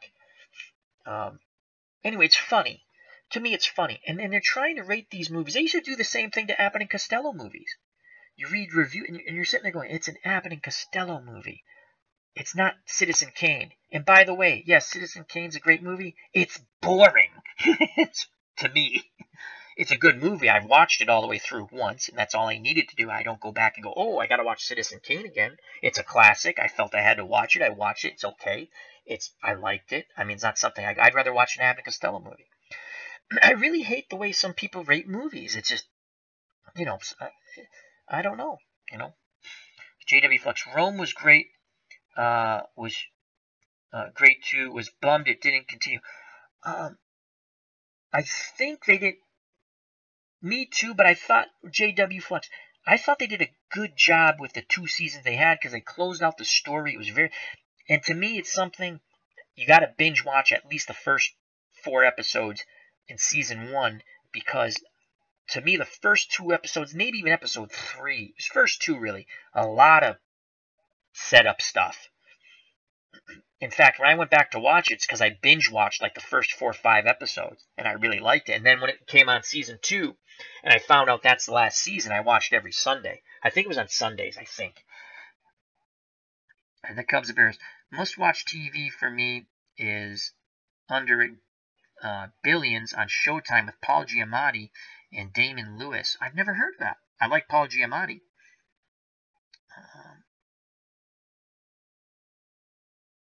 Clinton Parks, have you seen the trailer for Counterpart? Broke Black Man, have you seen the trailer for Counterpart? I will defer to you, my movie expert.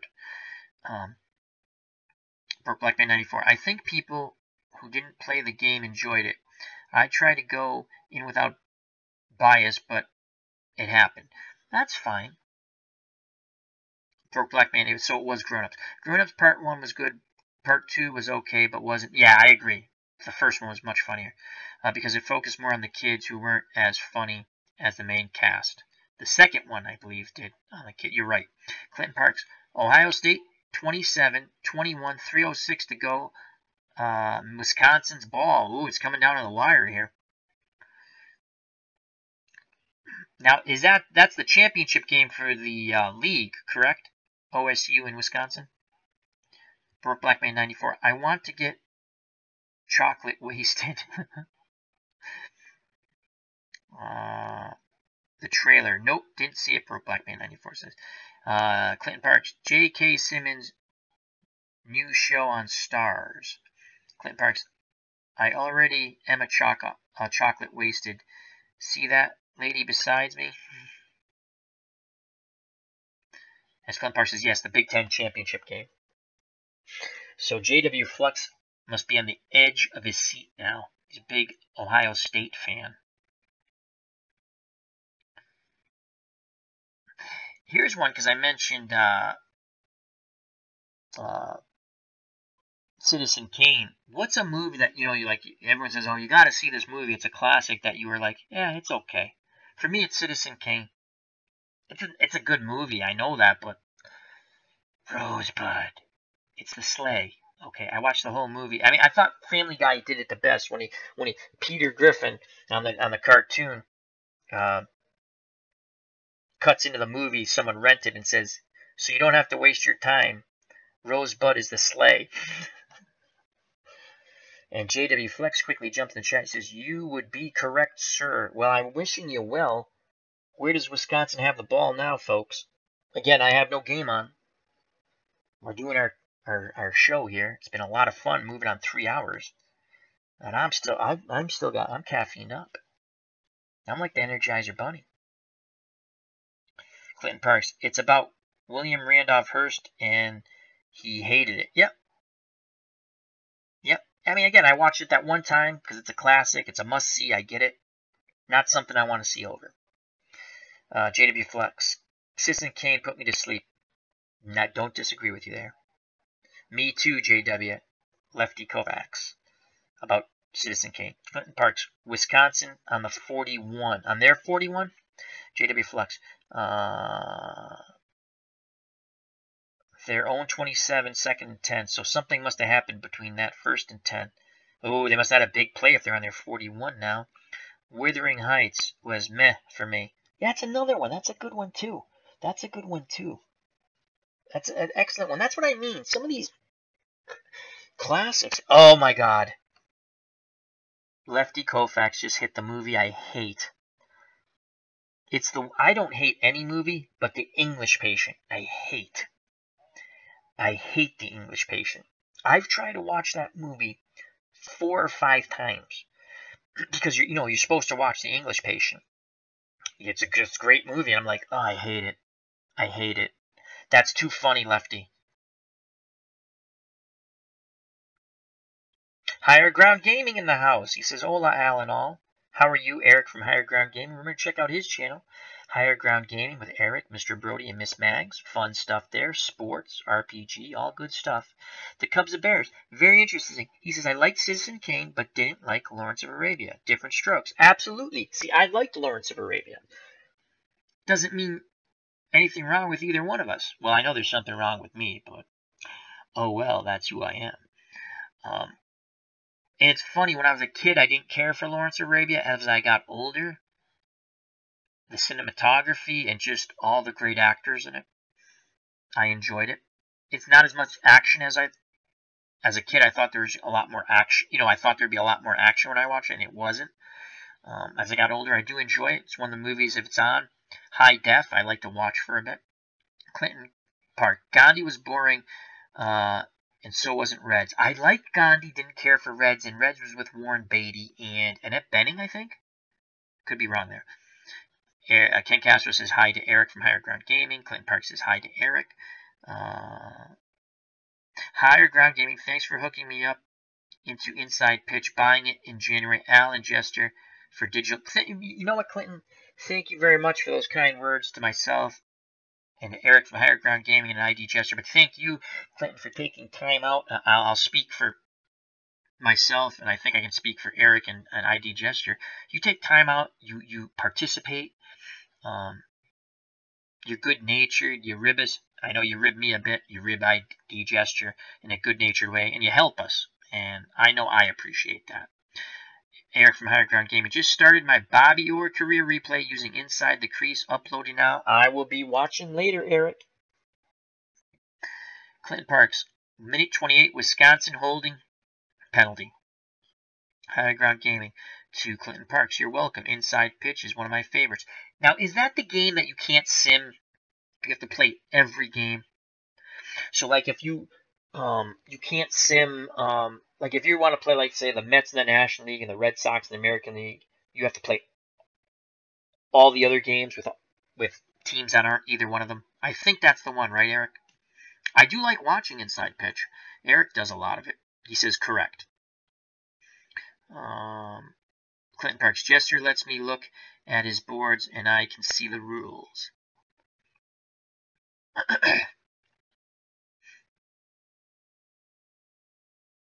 Eric from Higher Ground Gaming, in regards to Inside Pitch, but good for team replays.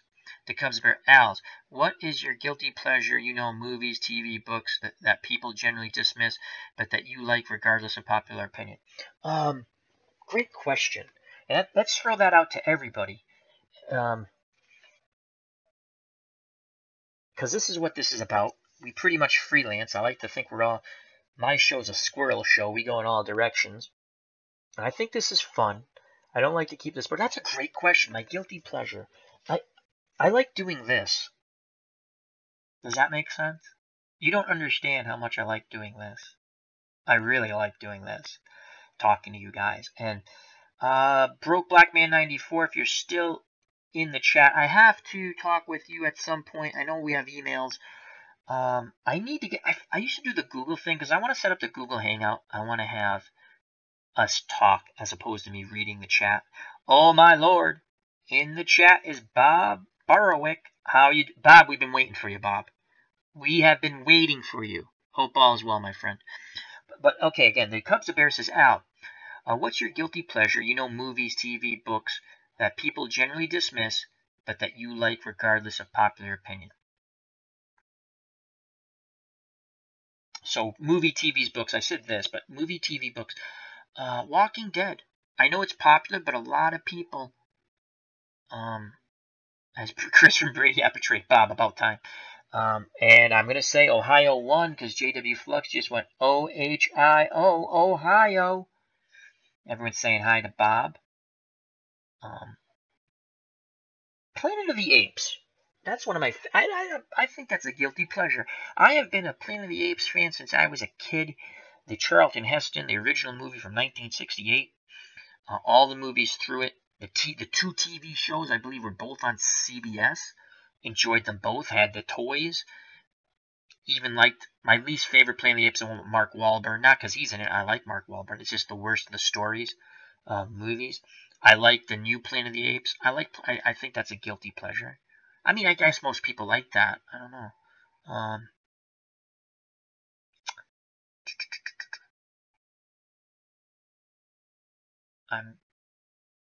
My guilty pleasure is this. Yeah, I like doing this. It's fun to me. Get lost in a little make-believe land. We all have our own talk show, and you're all my guests. Clinton Parks, I have yet to tell you my movie stopper, TV stopper, and book stopper. It's Dune. Oh my God, Dune! I remember that. That's too funny. I got to think of one like that then, because I kind of didn't answer the Cubs the Bears question. The Planet of the Apes, because I used to read the comic books. They have books now. I buy them. I guess that's my guilty pleasure. It's always the Planet of the Apes, and it always brought me a very interesting question. I'll throw this out to the chat with you. Chris knows the question already because I ask everyone. Because if you're going to be at the end with me in the bunker, you got to answer this question correctly. And the question is, in Escape from Planet of the Apes, they have a chance to kill Baby Caesar. Again, it's an awful thing. I get it. But if you kill Baby Caesar, then the human apocalypse doesn't happen. What do you do? So that's my question to you if you choose to answer it. And if you answer correctly, we'll allow you in the bunker if the end does come. We'll let you in the bunker anyway, my friends. But it's a nice little, it's my test. You know. Anyhow, that's my guilty pleasure, Planet of the Apes. And again, we got Bob in the house. Everyone's saying hi to Bob. And let me scroll down a bit. And oh my God, JW Flux, Soylent and Green is people. Yes, it is. And that was with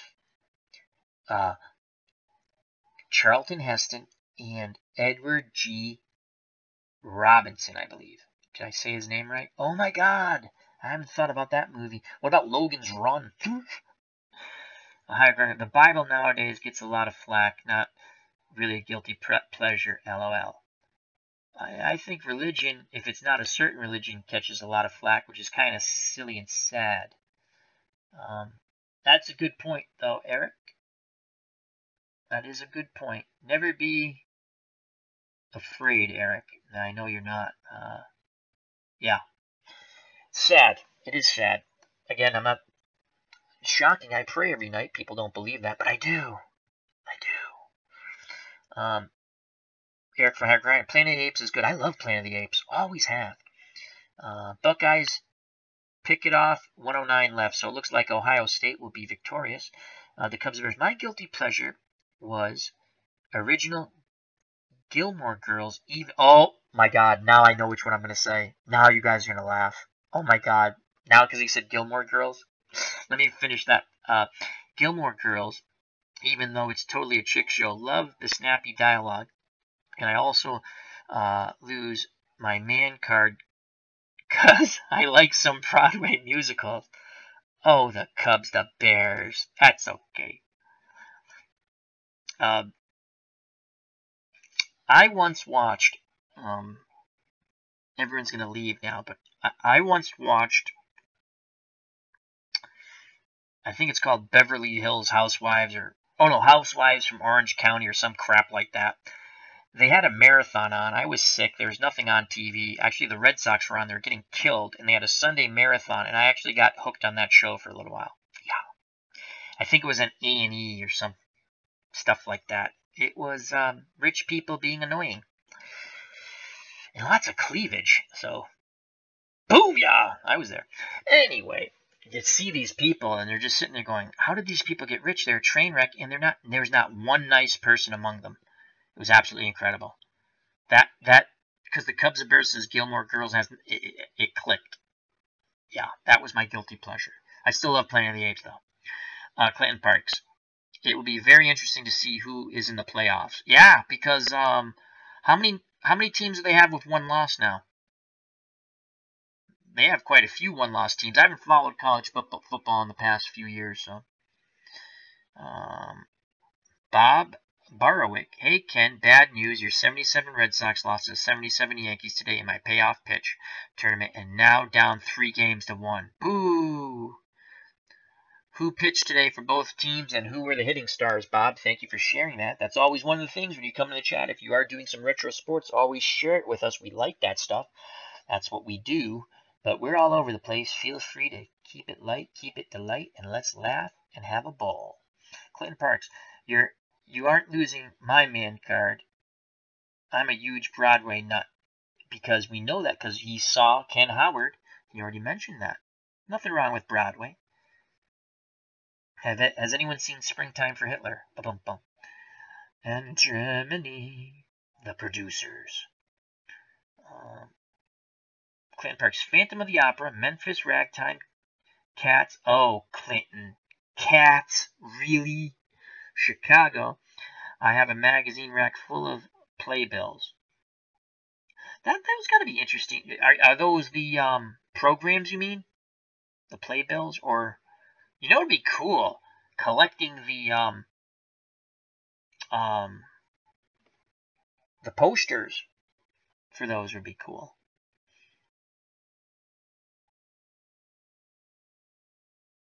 Ken Castro seriously didn't record it out. Oh, I missed something. Bob's talking. Reggie Cleveland didn't make it out of the first inning. Wow. And that's his 77 Yankees Red Sox series.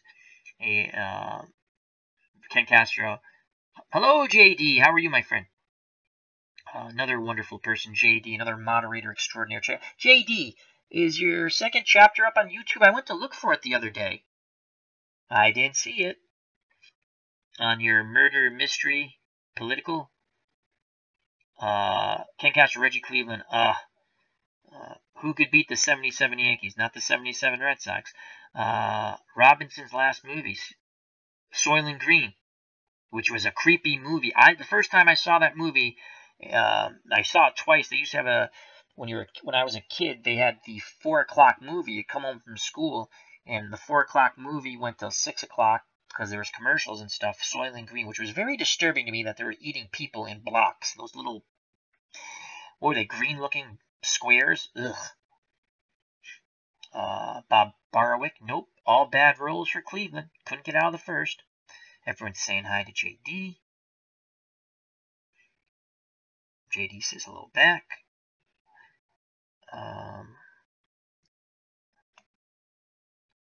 Lost my place in the chat.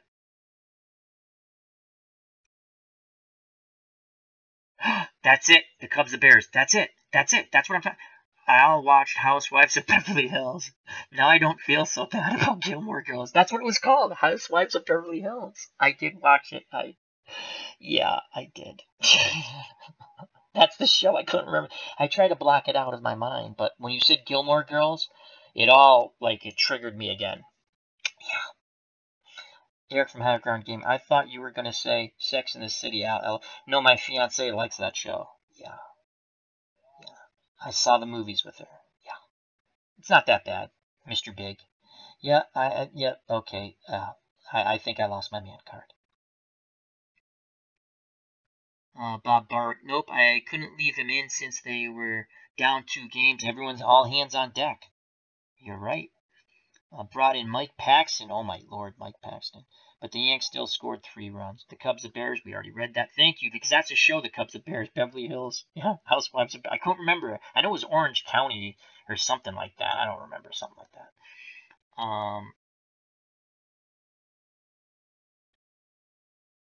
Bob Bart. Mike Torres pitched for the Yankees, went 8 innings for the win, and the Red Sox would pick him up in 1978 because he had a huge 77 for the Yankees. Now, did the Yankees acquire him in a trade, Bob, in 77? Ken Castro, man card safe here, LOL. Clinton Parks, just had one of those. Bob Dennis Leonard got knocked out in the first versus Texas in Digital Diamond. As he's telling Bob Dennis Leonard. Was that Dennis Leonard 78 Kansas City Royals?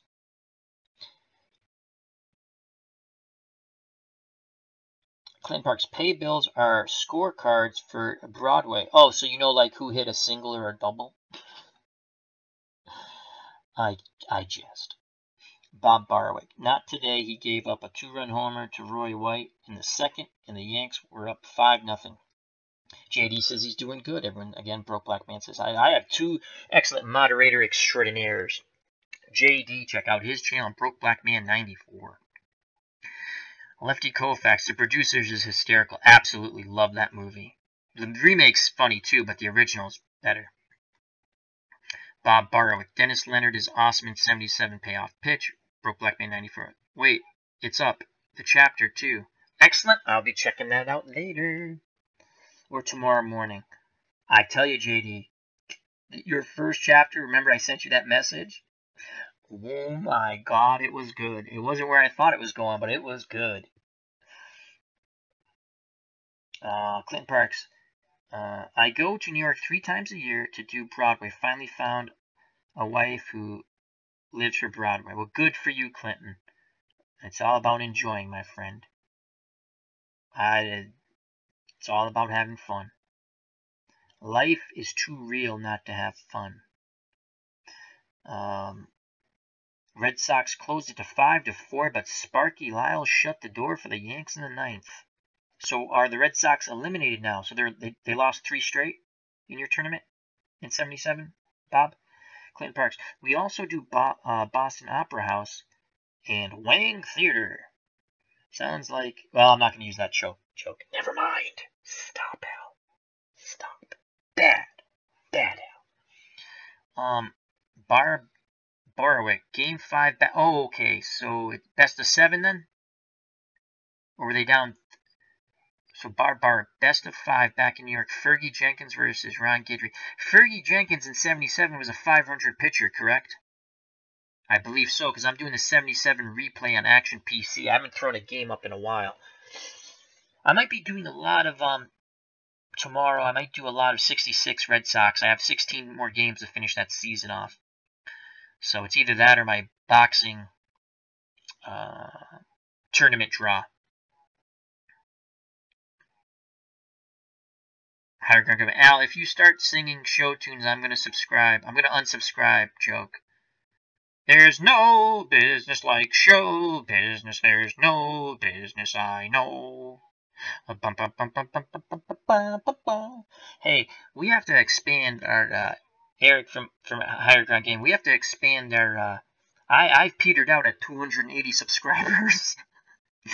No one's subscribing to me. I had a good run last month. I picked up 21 subscribers, lost a few, but I stayed at 280. We gotta expand. We gotta expand the family, you and I and everybody else. So whatever it takes, my friend. If I gotta sing show tunes while I play games, I'll do it. It's only, hey, I sing Take Me Out to the Ball Game. Bob Barwick, the Yankees got Torres in a deal with the Orioles in 76 when Tippy Martinez went to the O's. Thank you very much, Bob. So 76 they got him.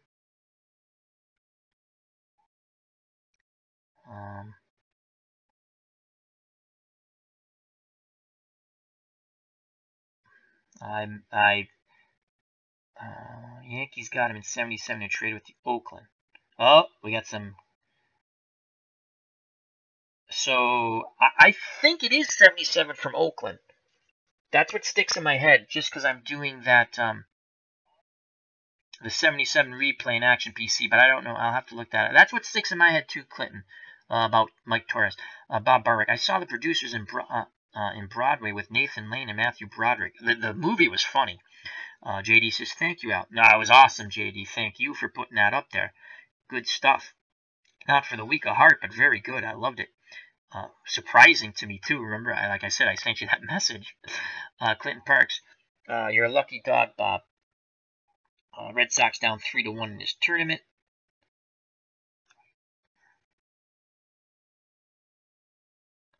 I was wrong, according to Clinton, Bob says. Yeah, the Oakland sticks in my mind. Did ID Gesture pop back in here? As he says, oh my, you gotta love ID. ID Gesture. You gotta go to his channel.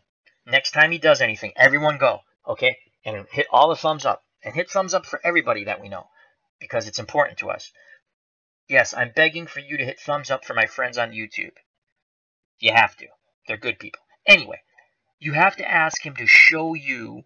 He was at the minor leagues, and he has pictures of Aaron Judge. And to see what I know you see it on TV, but when he shows you these photos, unbelievable. You got to ask him to show you the photos. He showed me them earlier this year. Hi, Eric from Higher Ground Gaming says he's up to 152 subs. Yes, you are. We're all moving forward, Eric, all together. We'll bring them all kicking and dragging and screaming. Bob Barwick. Jenkins had a record close to 500. Yeah, I want to say it was like 500 because like I said, I'm playing some of the 77 season. Have gotten away from it because I'm finishing up my 66 Red Sox season on Action PC. Brady Epic Trades is still with us. Your singing show tunes is going to lose you viewers. Just saying, who cares? That's what I do. I sing.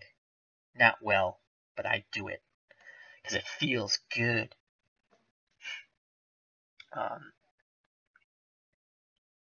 JD, alright, Al, I'm going to bounce and get everything set up to record Chapter 2, so take it easy, my man. Have a good night. Peace to the chat as well. Thank you very much, JD. I will look forward to Chapter 2 on YouTube of his political murder mystery. It's really good stuff. Thank you for stopping by, my friend. JD. No drinking here, Eric says. Just coffee. Clinton Parks, love ID's channel. He also takes my name very well. Name fixing. There is some fixing going on ID's channel. He thinks the computer is cheating him out of every game. And I might be agreeing with him there. I know what it feels like to be cheated out by the computer. Watch one of my mystery football games where, the kicker who has a 90% chance of making the field goal suddenly misses it.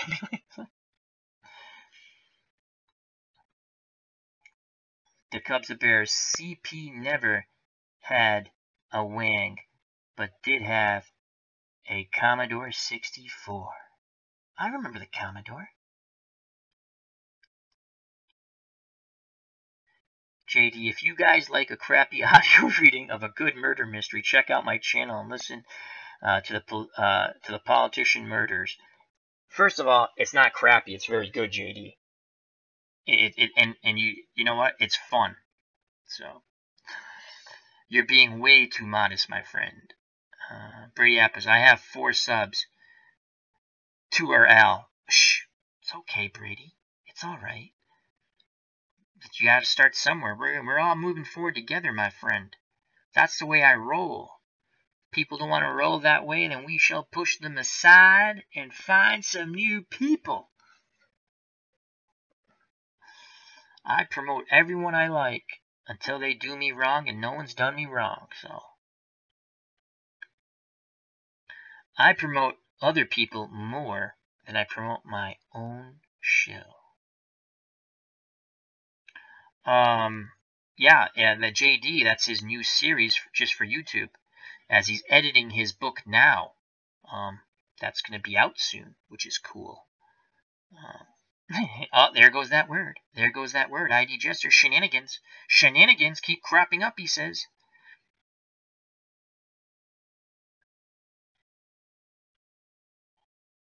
It is, Eric, I'm telling you, check it out. It's a bit shocking. Go in it. It's going to be shocking, but it's good. I enjoyed it. And JD reads it very well. He has a book he's editing. That one's more of a medieval fantasy, and it's good. I've been lucky enough. He's put some chapters out there. I think he's since taken them down, but he's also let me read some. And he also has a Western he just started. That's a project, I think, on the back burners, but I read a couple of chapters. Yeah, I read the prologue. Was it just the prologue? Prologue, whatever it's called. I think he sent me chapter 1, too. But that's good, too. I like the Western. Yeah, I think I've read them. I know I read the prologue, whatever. Bob Barwick. By hitting him in the head, And he said, yes, the same Mike Torres, LOL. Someone got hit in the head here. I missed that. Higher Ground Gaming. The computer only cheats when playing the Cardinals. Clinton played my first golf game on the Commodore 64. Oh my god, that's a guilty pleasure for me. Action PC Golf. I'm horrible at it, but I enjoy playing that game. I love broadcasting it. I don't do it like a golf broadcast, but I like doing it. Love Arnold Palmer, if you haven't noticed that. I do like Arnold Palmer. Bob Barwick. I was so freaking embarrassed when I went to the suit he was in SummerSlam and apologized, LOL. Who did you apologize to, Bob? I missed something here. ID Gesture. I'm going to play an Inside Pitch live stream. Anyone up for a game? Oh, we'll have to jump over there in a little bit. Who's playing, ID, if you're still there? Barbaric. Yeah, ID Gesture. I'm still trying to learn Inside Pitch, so go slow, LOL. JD says, peace. Clinton Parks. Yeah, when you're free, we're going to start Inside Pitch. Barbara Al, you need to scroll up for the beginning of the story. Got it. Al has a man crush on Arnold Palmer. I do. I like Arnold Palmer. I always have. God rest his soul. Action. Eric from Action. Higher Ground Gaming. Mr. Brody's guilty. Please, is Action PC Golf. He barks at the birds. That's funny. And we have Craig from RNGIDP. Another wonderful channel. As he says, hi Al, hope all is well. Things are going good. And that's R as in Robert, N as in Nancy, G as in good, I as in ice cream, D as in David, P as in Paul. Check out that channel with Craig. He does card and dice Stratomatic baseball. And what he did was he did a draft. And all the players are on all these teams. It's pretty cool. He's late night roller. I watch some of his games before I go to bed. I actually put the games on and listen as I'm falling off to sleep and catch the rest of it in the morning. Good stuff on RNGIDP with Craig. Thank you for stopping by, my friend. Al, scroll up. It's a good story. Okay, I'm going to scroll up, Bob. Where does it start? Someone got hit in the head. I read that. Oh, here it is. I used to work at... where is it? I just had it. He said he used to work at Madison Square Garden. I don't like that I can't... There it goes. Bob Barwick says, I used to work at Madison Square Garden in the early 90s, and this guy called for the WWF SummerSlam tickets, and said his name was Mike Torres. So I said, the same Mike Torres who ruined Dickie Thon's career. Oh, wow. And so now, let's go back farther down. By hitting him in the head. And he said, yes, the same Mike Torres, LOL. Wow. Okay, so you were making a joke, I think. And then he said, I was so freaking embarrassed, I went to the suite he was in at SummerSlam and apologized, LOL. Was he good-natured about it? That's a great story, Bob. And that's about Mike Torres. Thank you very much. Oh, I'm glad you shared that. I'm glad you told me to read that. I'm going to read that again for everyone. That's a great story. So Bob Barwick used to work at Madison Square Garden in the early 90s, and this guy called looking for WWF SummerSlam tickets and said his name was Mike Torres. So Bob says to him, are you the same Mike Torres who ruined Dickie Thon's career? You know, probably jokingly. Not thinking it's the real Mike Torres who hit Dickie Thon in the head. Again, not on purpose, most likely. And so then Bob says, by hitting him in the head. And he said, yes, the same Mike Torres, LOL. And then Bob goes, I was so freaking embarrassed, I went to the suite he was staying for SummerSlam and apologized. And so I asked, was he good-natured about it? That was a great story. He says, yeah, he was cool. Yes, I was joking. Yeah, that's what I figured. You know, I would have done the same thing. ID says he wants to start a game. And you know what? I've been yakking. I'm going to yak for 6 more minutes. I think 3:30. 3 hours and 30 minutes. You know, this is going to get a lot of review time, right? Not so much. So ID wants to start a game, and you know what? We're going to call it, I